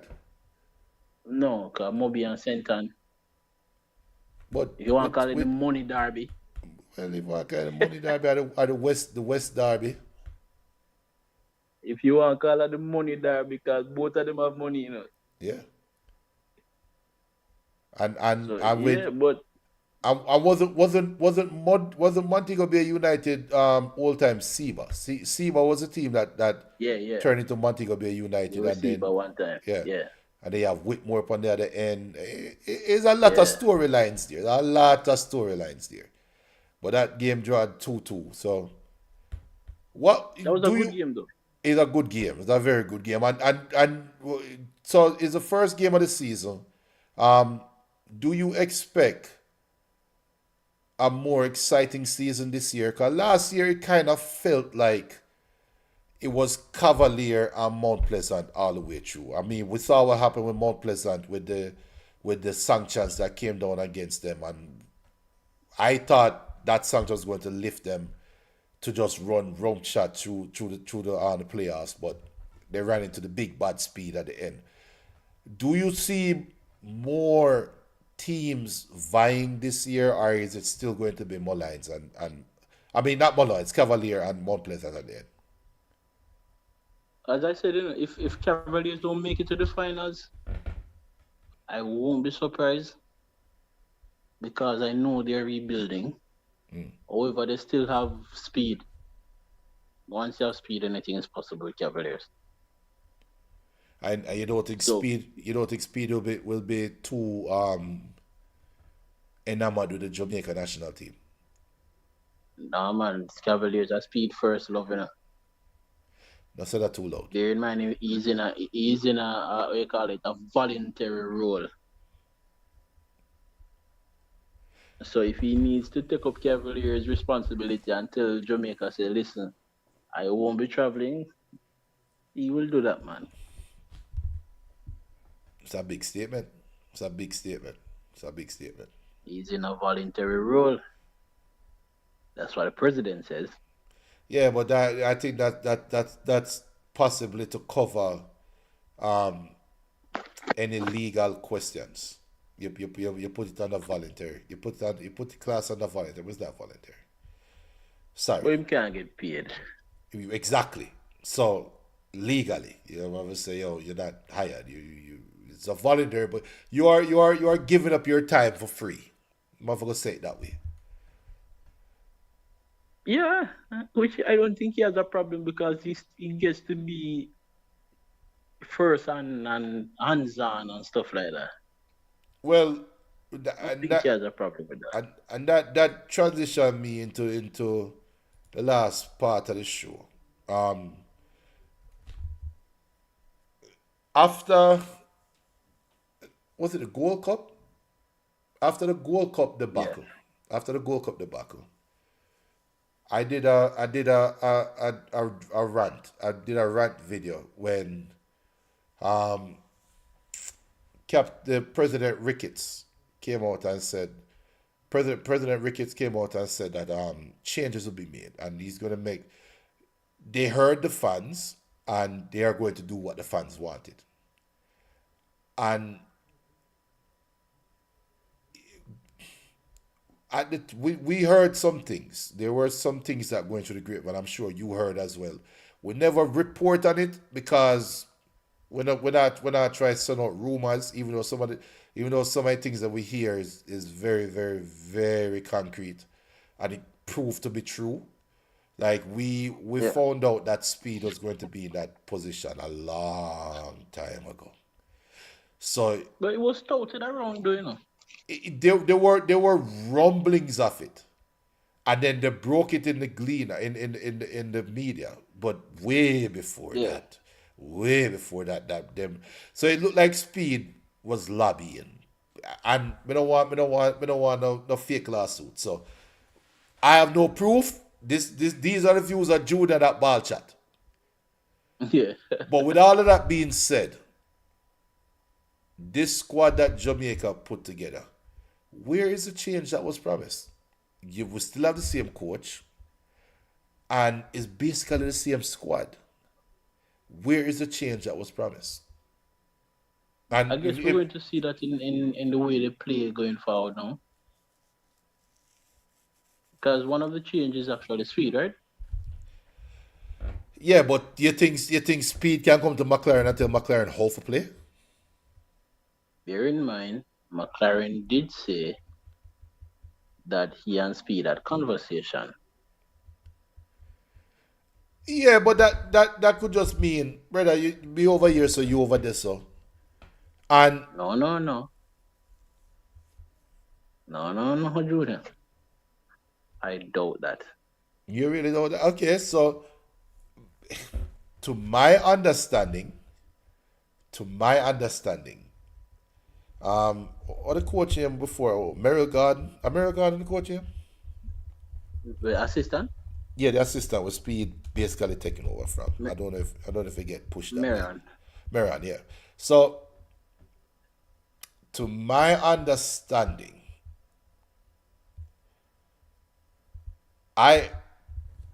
Steve McLaren is given a group of players, a set of players to coach. To my understanding, and I don't think this is rocket science, I think this is what is reported as well. Steve McLaren is in direct conversation with Garden and company. I think them calling the technical staff to pick a side, right? And it's what I'm hearing is Speed is now coming over and saying, all right, Garden, you still just let me do this now. Make it Bill aside this way, right? And that's the impression that I got. That's things that I heard what was happening. So I was expecting something completely different. I was expecting, and Benton just highlight, because I don't know if you're seeing the graphic, but if you know the squad, let me just run through the squads, Rico. And this is the provisional squad, the very first squad. You have Andre Blake, who is injured. Unfortunately, we don't know how long the injury going to be, but that's something to keep an eye on. Jamal Wade, Shaquille Davis, Amal Knight, Tafari Chambers as goalkeepers. Defenders: Lambagisa, Bell, Amari Bell, Mason Holgate, Richard King, Joel Latibodier, Damian Lowe, Greg Leigh, Ethan Pinnock, Rico Henry, and Deshane Beckford. That's 10 defenders, right? Midfielders: you have Casey Palmer. Why? But Casey Palmer, Isaac Hayden, John Russell, Jashane Hanglin, Karai Anderson, Ian Frey, Bobby Reed, Tyrese Hall, Gennaro Johnson, Kevin Lambert. That's 10 midfielders, right? So I just call 25 names, right?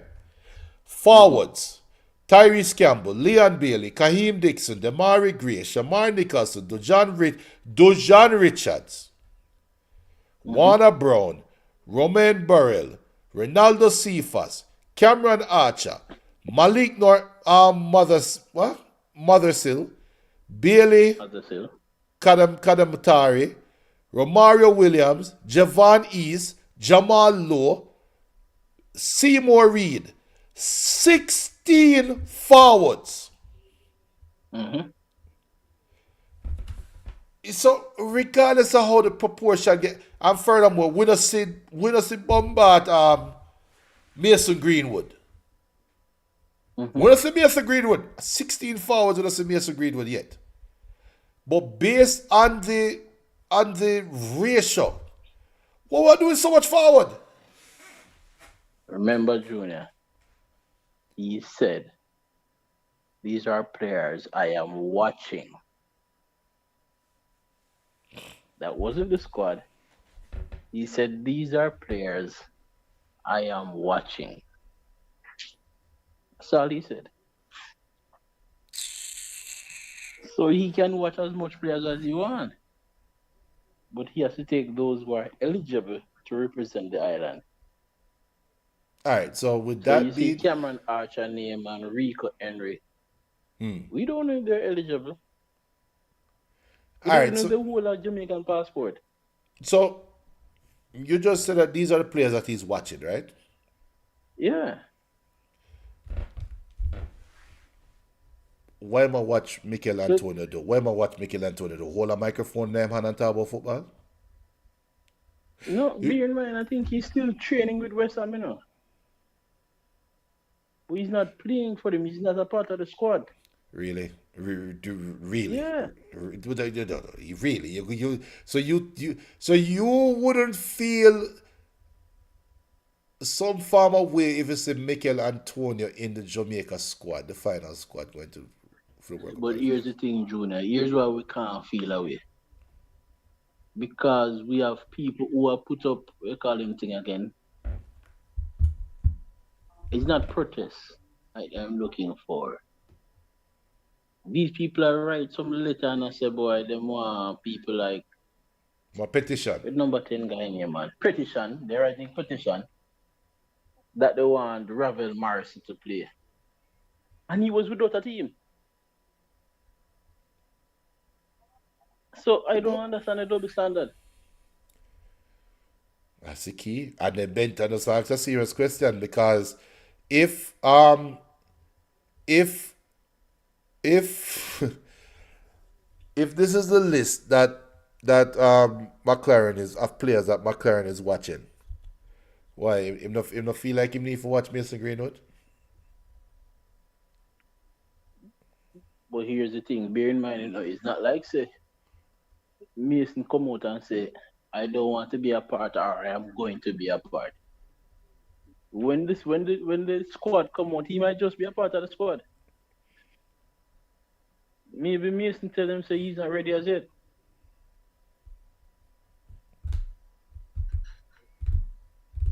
Because it sounds as if the president and Mason have some conversation.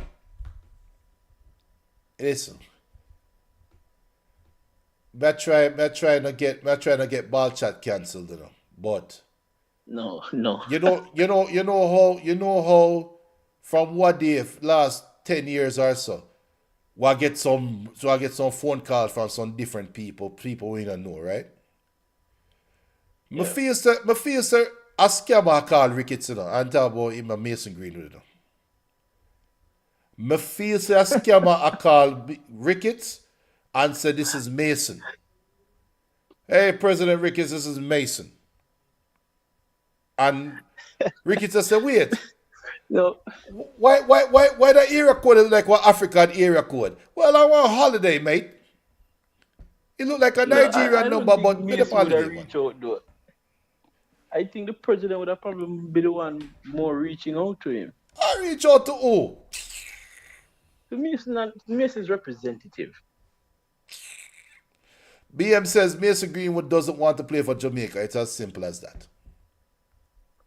I won't go out that far and say that. Because here's the situation.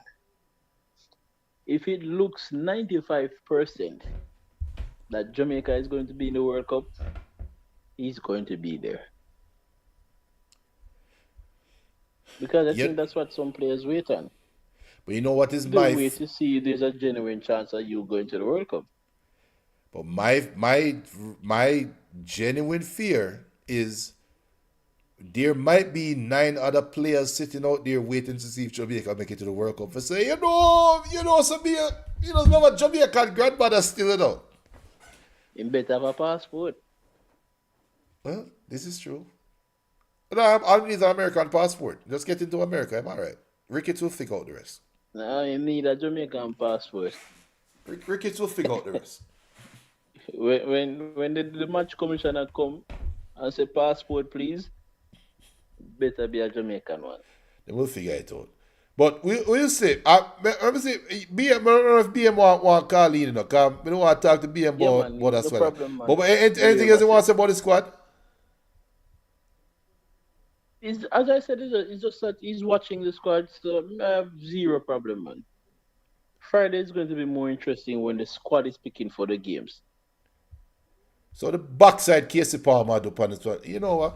Let me see BM calling you, man. Coach, right. Big up yourself, Yeah, man. I respect.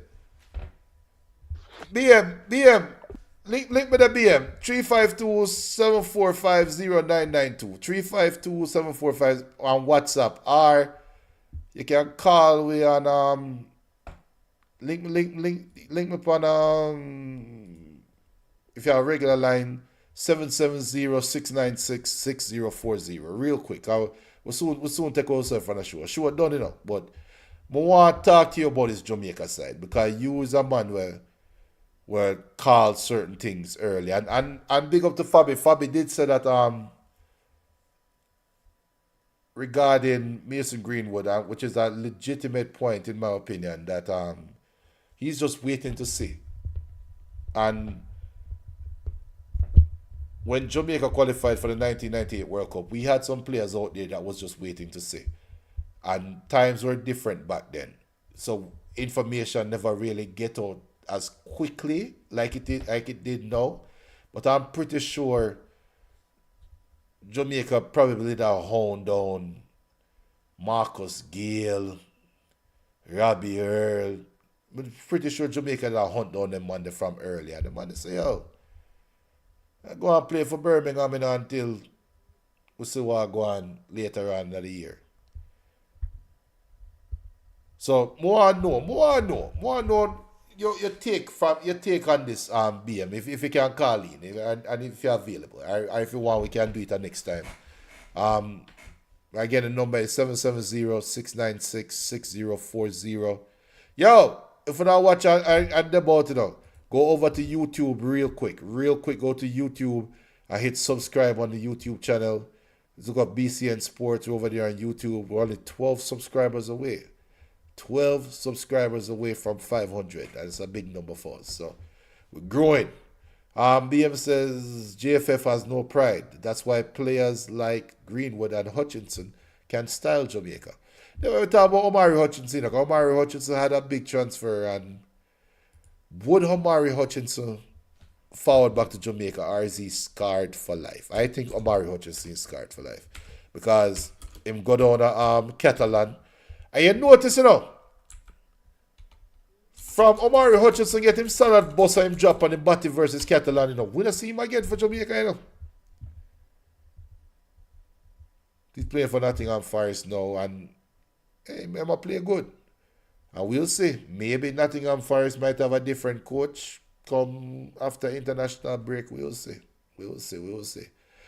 But I have a lot of questions about this Jamaica squad.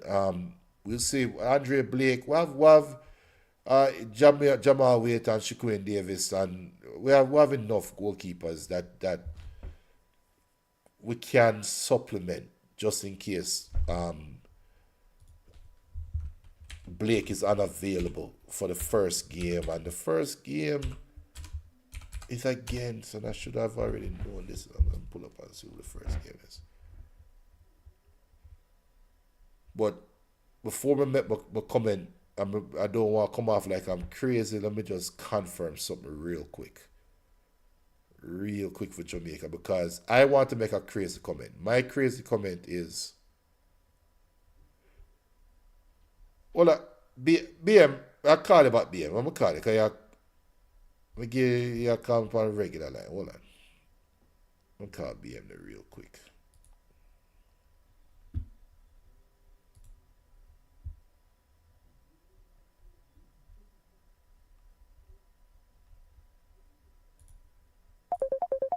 Oh, see that.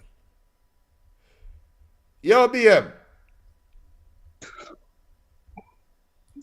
BM. Hello? Well, greetings. Greetings. Yo, when I saw the Jamaica squad, I said, nah, I have to talk to BM.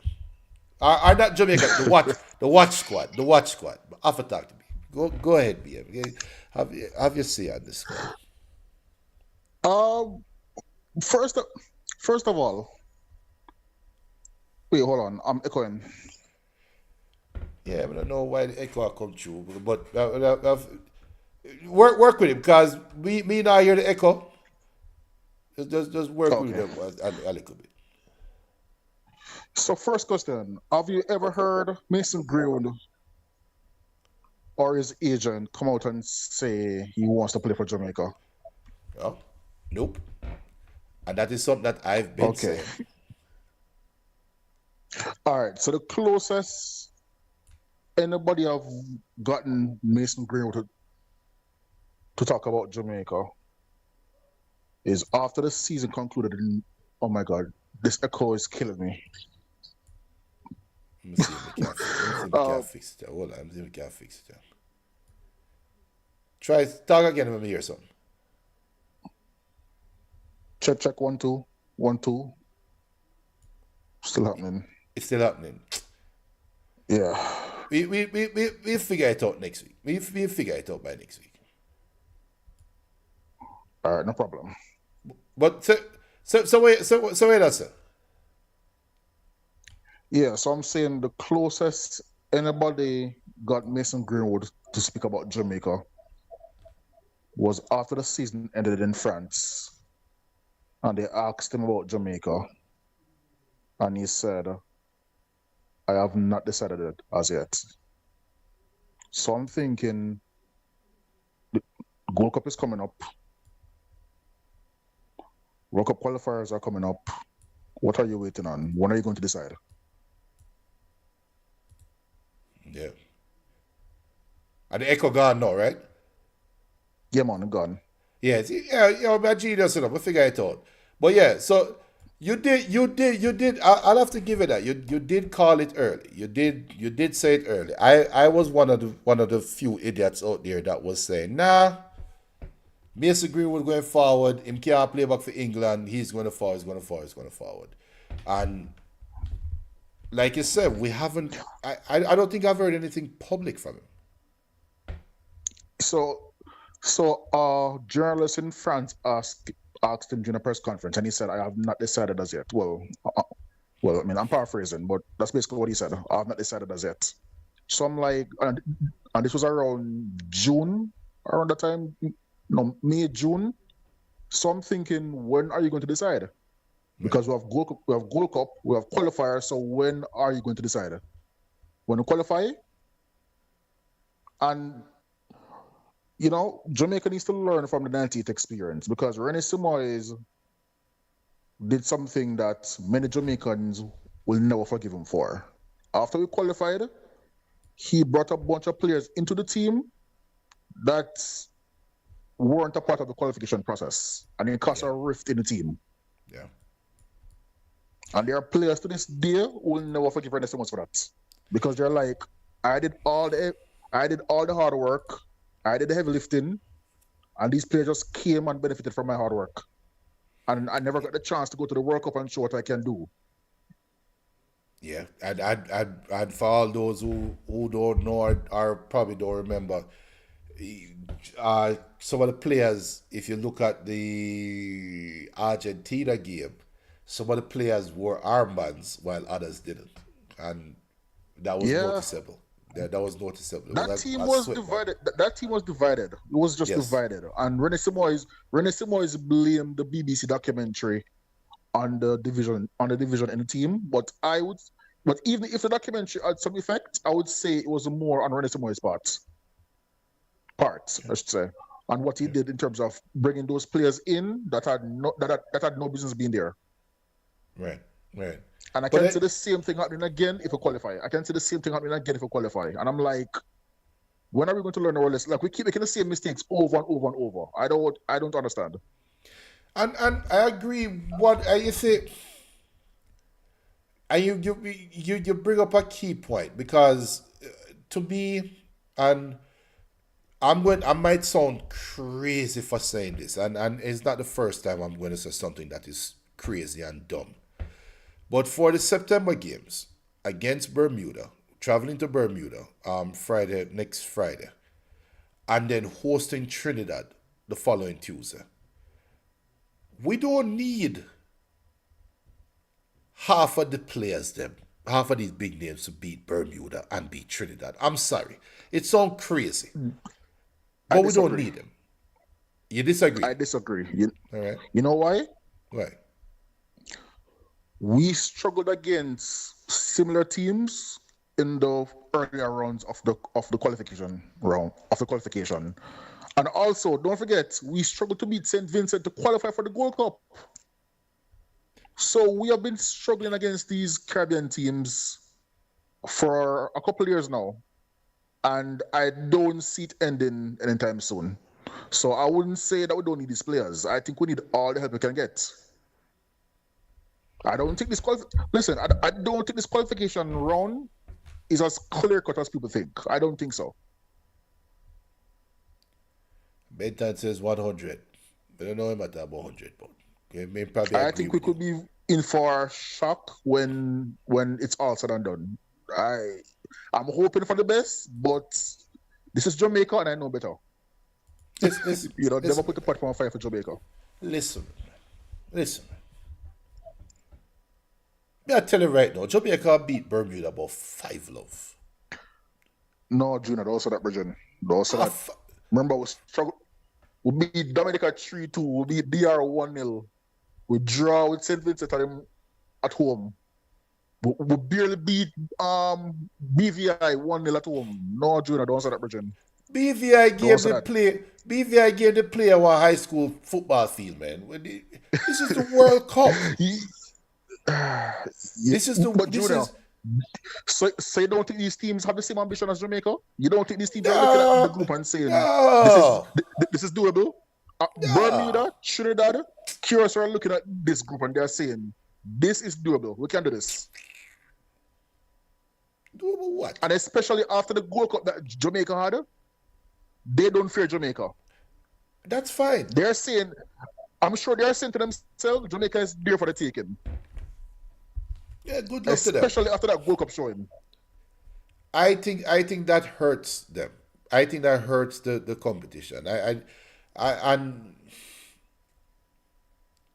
what way?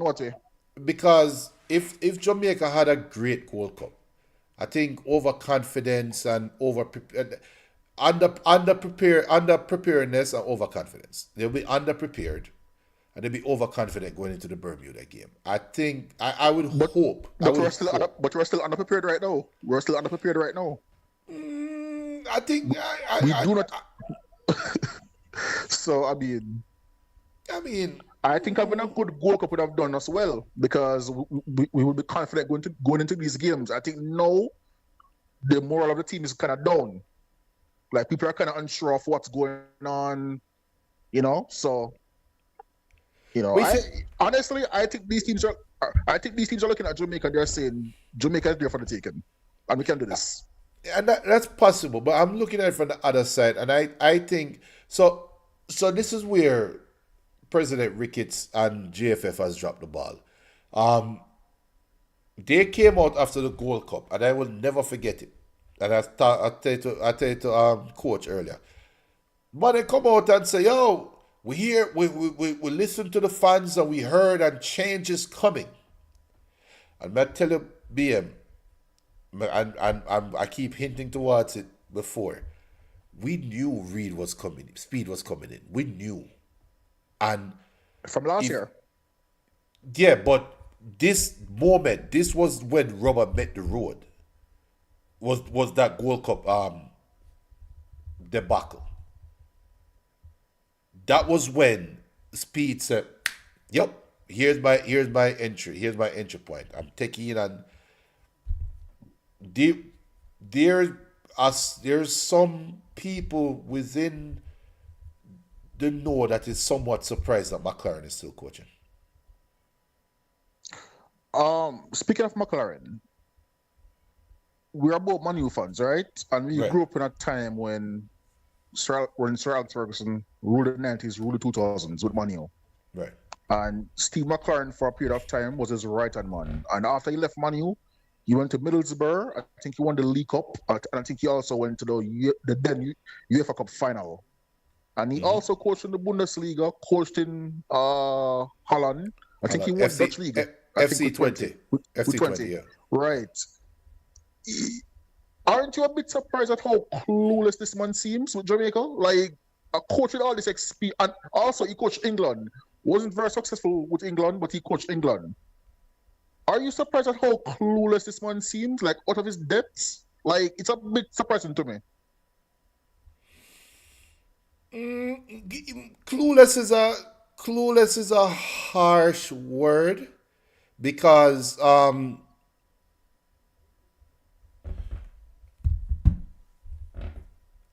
me choose my words wisely. Because we have seen coaches in certain situations that look like geniuses. And you take them out their element and put them somewhere else and they look lost. Right? And from the outside looking in, they say, "Yo, I can't see him coach this way, do blah, blah, blah, blah, blah." But we have no idea what is going on behind closed doors. We have no idea what it takes to implement a system. And the rebuttal to that is, which I'll be very careful. The rebuttal to it is, if you're a coach, you should know what it takes to build a system and build it effectively. You should also know what it takes to get results while you're building a system. So coaching on the international level is different, which all of we know is different than coaching on the club level. You don't have the day-to-day contact with the players them. You have to know, plan out how you're going to implement your system, conversate with the players. It's a different line of conversation. I'm not making any excuses for McLaren, but what this proves is you can be a chef and be the world's greatest chef if you don't have the tools. If you don't have the right ingredients, you cannot make a 5-star meal. I would see that with so many coaches out there that they get put in a situation where, yo, you are giving me beef and expect me for cook chicken. It just don't work that way. So sometimes there is a situation where you have to fall into a space where everything is good. But wouldn't you agree that coaching Jamaica is a step down from where McLaren has coached before? Like a step, like like a couple levels down. So at least you should at least seem like you know what you're doing.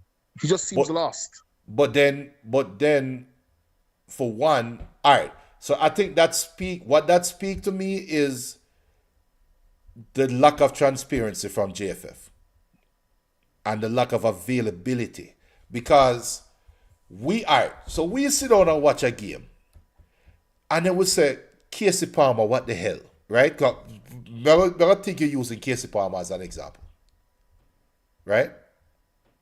Just give me a player, give me a situation where this is where you prove that McLaren seems like he has lost a screw. Okay. Well, I can give you two. Selecting Antonio after the player was in a car accident and didn't play football for about 6 months. Number two, Bobby Reid. I think he flew Bobby Reid. I think Bobby Reid was injured, or was recovering from injury, and he brought him to the Gold Cup.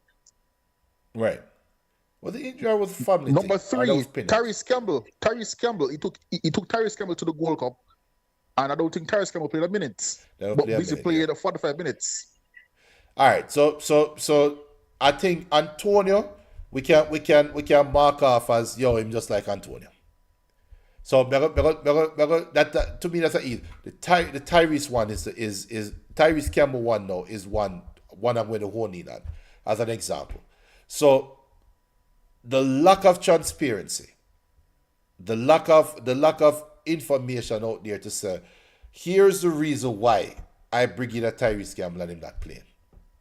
We don't know. So we are left to our own inhibitions and our own thinking to say maybe X or maybe Y when it's really A.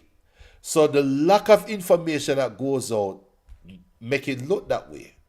And it's sad in a way that McLaren, because he's so decorated, and Benton the kind of say, boy, McLaren not as decorated as him seem. If he was a coach, would just coach a bag of team and him last long. And you never know. Maybe being at Sir Alex Ferguson's coattails for so long afford him all of these opportunities. It's the same thing with the Portuguese Carlos Queiroz. Remember, Carlos Queiroz was Fergie's right-hand man. He was supposed to take over Man U early, and then Fergie said, boy, I don't feel like retire. And then Carlos take for himself. We don't hear from Carlos since then. He go coach Portugal, he go coach Iran, and him just... Did he coach Real Madrid at one point? Did he get? I think he got the Real Madrid job. You might be right with Real Madrid. Are somewhere in Spain. Yeah, I think so. But it never pan out to anything. So there might be some truth to what you're saying, but the man, at least McLaren can say, I know how to win the Eredivisie. And yeah, and also he went to the final of the UEFA Cup. Right. back in the So 2000s, and also you won the League Cup with Middlesbrough. So it's not like he has not accomplished anything in football. But then we see Ten Hag do what him do at Ajax, and look at Ten Hag, right? Forget about Manchester. Look on Ten Hag at Leverkusen. He might not last that long. So and to answer your question about is it a step down to coach Jamaica in terms of quality and resources, yes. Competitiveness, no. I don't think it's a step down. I think it's actually a step up because the expectations levied on him. Look, if Rudolph Speed was given the Jamaica team right now, the expectation for Jamaica would be less than it is for McLaren. And just off that alone, you don't think so? Yeah, I agree. Based on McLaren's experience. Just based on the experience. So just off the expectation that because of his experience, he's going to pull the team up. It makes the job harder. I'm not making an excuse for him. But this is a factor that we have to take in place. So when they're bringing in this big name coach and all these big name players, you expect big name results and big time results. We see Pochettino right now. Whenever we talk about this today, Pochettino came out and said, yo, me don't know why people, you see what I'm talking about MLS. Man say, I don't know why people are talking about playing over in Europe is big. MLS is competitive enough. Pochettino said that. MLS is competitive enough for make America team. Which any outsider would supposed to look at him and say, brother, that is madness. You're talking stupidness. I mean, there's a reason why the US Federation is trying to move away from MLS players, and they're going for players who are playing in the top leagues in Europe. There's a reason for that. But Pochettino saying the opposite. Yeah, so clearly what he's saying is nonsense. So that's the point I'm making. So McLaren now is the same thing. When you're looking at McLaren, I say, yo, McLaren look clueless, but we don't know what's going on in his brain when he's sitting down and watching what's going on. And I don't know. A crazy thought. I have no proof of this. No proof of this. But a crazy thought to me could be JFF is trying to bring in big name players. McLaren probably don't want the big name players. Why would you want big name players? Players that he probably want players that are more coachable. Okay, we talk about McLaren looking clueless. Part of the reason why he might look clueless is you have players that coming in that want to play their way instead of playing the way me want you play. But that's where his leadership, that's where his coaching pedigree should come in. Like, if you're not going to follow my instructions, leave. But then he Simple. cannot say that because you have a technical committee that is sitting over him and saying, them are your players. So when we sit down and look, he decides my reputation or allow JFF to dictate and bully me. But then his reputation, because a lot of people look at this move as a step down, which I think that is the global view. Not necessarily my view, but the global football view is, yo, McLaren just try to help out a little poor nation. That's how outsiders look at it. McLaren just try to help out a little backside. That is why if he's not getting what he wants, then resign. I would resign. Yeah, but then the money. Do you know how embarrassing it is, Junior, for you as a pro lessons coach with all this experience, Man U, Middlesbrough, EPL, Bundesliga, England national team, and then to have Rudolph Speed, who was only coach at a semi-pro level, tell you that, listen, I'm going to be your technical advisor. Do you know how humiliating that is? If you're McLaren? Well, look, let me put it this way. And you're right. If that is how it's communicated to McLaren, but sometimes the way how we hear things is not necessarily the way it's communicated. We have to be careful with that. We have to be careful with that. But the optics of it, that's what it looks like. Just doesn't look right. But remember, where's Rudolph Speed ever coached? We not worry about Ruda speed. We not worry about Ruda speed. McLaren came out and said, when, correct me if I'm wrong, but when McLaren was asked about your boy there, your midfield boy, with the assault with the, why am I drawing a blank on him name now, man? Ravel. When the asked about Ravel, I might say, yo, I can't watch. Did he say he can't watch all of the, I don't have ability to watch games or something like that? Wasn't that what he said? And then he also said that basically hint towards I give Merrill a quality, not quality, but a profile of player that I want and I expect that. Wasn't that what he said? I think he said he can't watch his games in the third division of UAE football. Right. But then we saw him in the what's the name of the tournament again? The Unity Cup tournament. After he said that he has not watched him. So I'm like, how did you determine that he should be in the team if you have not seen him play? In time, talk to him as him old Manchester United Academy youth. I say, yo, you're good? Yeah, we'll be good. All right, forward. Peter Bissek says, speed was requested by McLaren. He also said, Tell Peter Mystic to watch. Wait. Tell Peter Mystic to watch the first leg of the St. Vincent versus Jamaica game. Okay. Jamaica needed a last-minute penalty by Liam Bailey to secure a draw. And that penalty by Liam Bailey changed the entire complexion of the tie. And I think had Jamaica lost that game, Jamaica probably would not have made it to the Gold Cup because it changed the way that St. Vincent played in the following game. So tell Peter Mystic go back and watch the first leg. Hold up.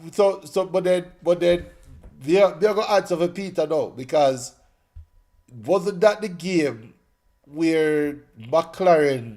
No. It was a return like a Sabina Park when they start the youth them, the babies. But no, he didn't start them. They came, in fact, actually no. Well, he started the first game, but then the first game. All right. So the first game was when we drew St. Vincent, and Bailey got the last minute penalty and tied the game. Right. And then Warner Brown came on after 80 minutes, and then he brought on Kyle Dixon in stoppage time. In both games, which I thought was disrespectful. But yeah. But was you say I think you're right, that there should be some respect and fear there. But what Peter said too is true. Like, we have not lost any Caribbean team in a competitive fixture for a very long time, and we have outdone them in our category. That you say, I wouldn't say outdone them. I wouldn't say. I mean, if you look at the DR game last year, look at the Dominica game last year, look at the BVI game. I don't say I wouldn't say that we overplayed them. No, I would. So. I thought we were lucky to win those games. And that's why I would push back on what Peter said a little bit by saying outdone is a strong word. But you know what, brother? If I haven't lost a game in a period of time, that counts for something. Regardless of how close it is. Runouts. That's how I see it. At some point, the luck will run out. That's how I see it. But I tell you, not next week. For Jamaica's sake, let's hope it doesn't run out in the next 6 games. Not next week. It's only 2 games alone I'm worried about for the Jamaica World Cup qualifiers. In Port of Spain and in Curacao. In Curacao, okay. Only 2 games. Fair enough. Only 2 games. Fair enough. Me no business about Bermuda. Me no business about Trinidad coming Jamaica. Me no business about... Yo, look. I'm going to be so pissed off next Friday if we're not up 3-0 by halftime. Junior, I don't want to call this program and say I told you so, no. So I would advise you. You're on the side of caution. This is Jamaica. I'm going to be pissed off. I tell you right now, me and Benton, we might cost man next Friday for the show if we're not up 3-0 by half time. The only thing we're supposed to see in Bermuda and the Bermuda Triangle. If we kick the ball like Bermuda Triangle and them can't find it, y'all brother have to go postpone the match. That's the only thing we save them. I want the storm there. I want storm a forward, you know. What the storm there? We know what tropical storm out there. The only thing supposed to save them. No, that gone, man. That can't save her. So many business about it. Bermuda dead next Friday, man. And big up my Bermuda sister them. I want nice sister from Bermuda. I'm a business man. I'm gonna take on the 4-love and go, man. Bermuda mentality. I'm gonna watch some football and analyze the games. That's it. Like either way, like if Jamaica surprise me and do better than I think they will, it won't surprise me. If we lose the games, it won't surprise me either. But let's watch some football and analyze the games. That's where I'm at right now. If we lose to Bermuda, I don't have any expectations. If we give up a goal to Bermuda Friday, me not doing a watch along. Benton Dep on him own the next week. Benton Dep on him own with Trinidad. Me done with. I don't know. Actually, the starting lineup is an hour before the game. If I see Casey Palmer in the start, I'm not doing a watch along. Not doing it. So BM, I don't know what to see in Casey Palmer. I don't know what to see in Casey Palmer, but me don't know either. But before you cut, official prediction for the game. And real quick prediction: Arsenal versus Liverpool, and then your official prediction for Jamaica versus Bermuda and Jamaica versus Trinidad. So Arsenal, Liverpool. Liverpool 2, Arsenal 1. Fair enough. Bermuda versus Jamaica. Okay, let's say Jamaica surprise me and do better than I think. Jamaica 2, Bermuda 1. Jamaica 2, Trinidad 1. In a Jamaica, 8 o'clock kickoff at Jamaica, you know. Trinidad. Jamaica. Junior, this is Jamaica we're talking about. All right. This is Jamaica we're talking about. Like, All right. I'm not expecting a big scoreline. If we win the game, it's by 1 goal. I'm not expecting a big scoreline. All right. And the reason why I'm going by 1 goal is because it is based on how the other games against the Caribbean teams pan out. We'll beat Dominica 3-2, we'll beat DR 1-0, and we'll beat BVR 1-0. So I'm going based off that. So if we win the games, by 1 goal. All right. So 2-1 for both games. Fair. So, respect BM. I'm not saying late hours at night, you know. Yeah, man, respect. Zane, bless up. Yeah, man, cool. People like that, you know. Hit that. Big up to BM. Big up Peter. Peter Mystic. Yo.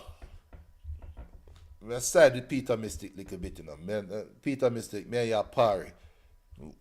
We're confident. BM is confident too, you know. And don't misread. Don't misunderstand BM. BM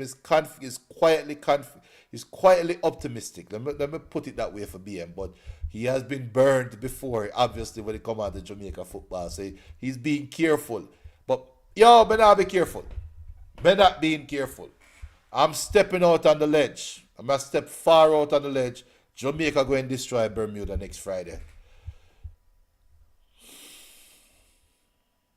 If they don't, I don't know. I know I'm going to play some tune next week. Benton, I'll play some tune next week before the watch along, you know. Or open up the launch next week before the watch along. But yo, I hate that, you know. Very good show. Very, very exciting show. Really enjoyed it. Please do remember to hit the like and the subscribe button. Rest up on yourself every time. Watch along this Sunday, 11:30, Arsenal versus Liverpool. That's a big match right before we kick off the international break. So then next week, this time, will be the halftime show, getting ready for Jamaica versus Bermuda. So next Wednesday, all we're talking about is Jamaica versus Bermuda. And we're also going to figure out if Usain Bolt getting money. But we're going to stay out of Jamaica politics because we don't want that problem, right? So remember, you know, follow us on Instagram, Ballchat Podcast, also on Facebook at Ballchat. You can email us at ballchatpodcast@gmail.com. It's BCN Sports. I need to change this ending screen. By next week, I have a new one. But BCN Sports, we're out. Later.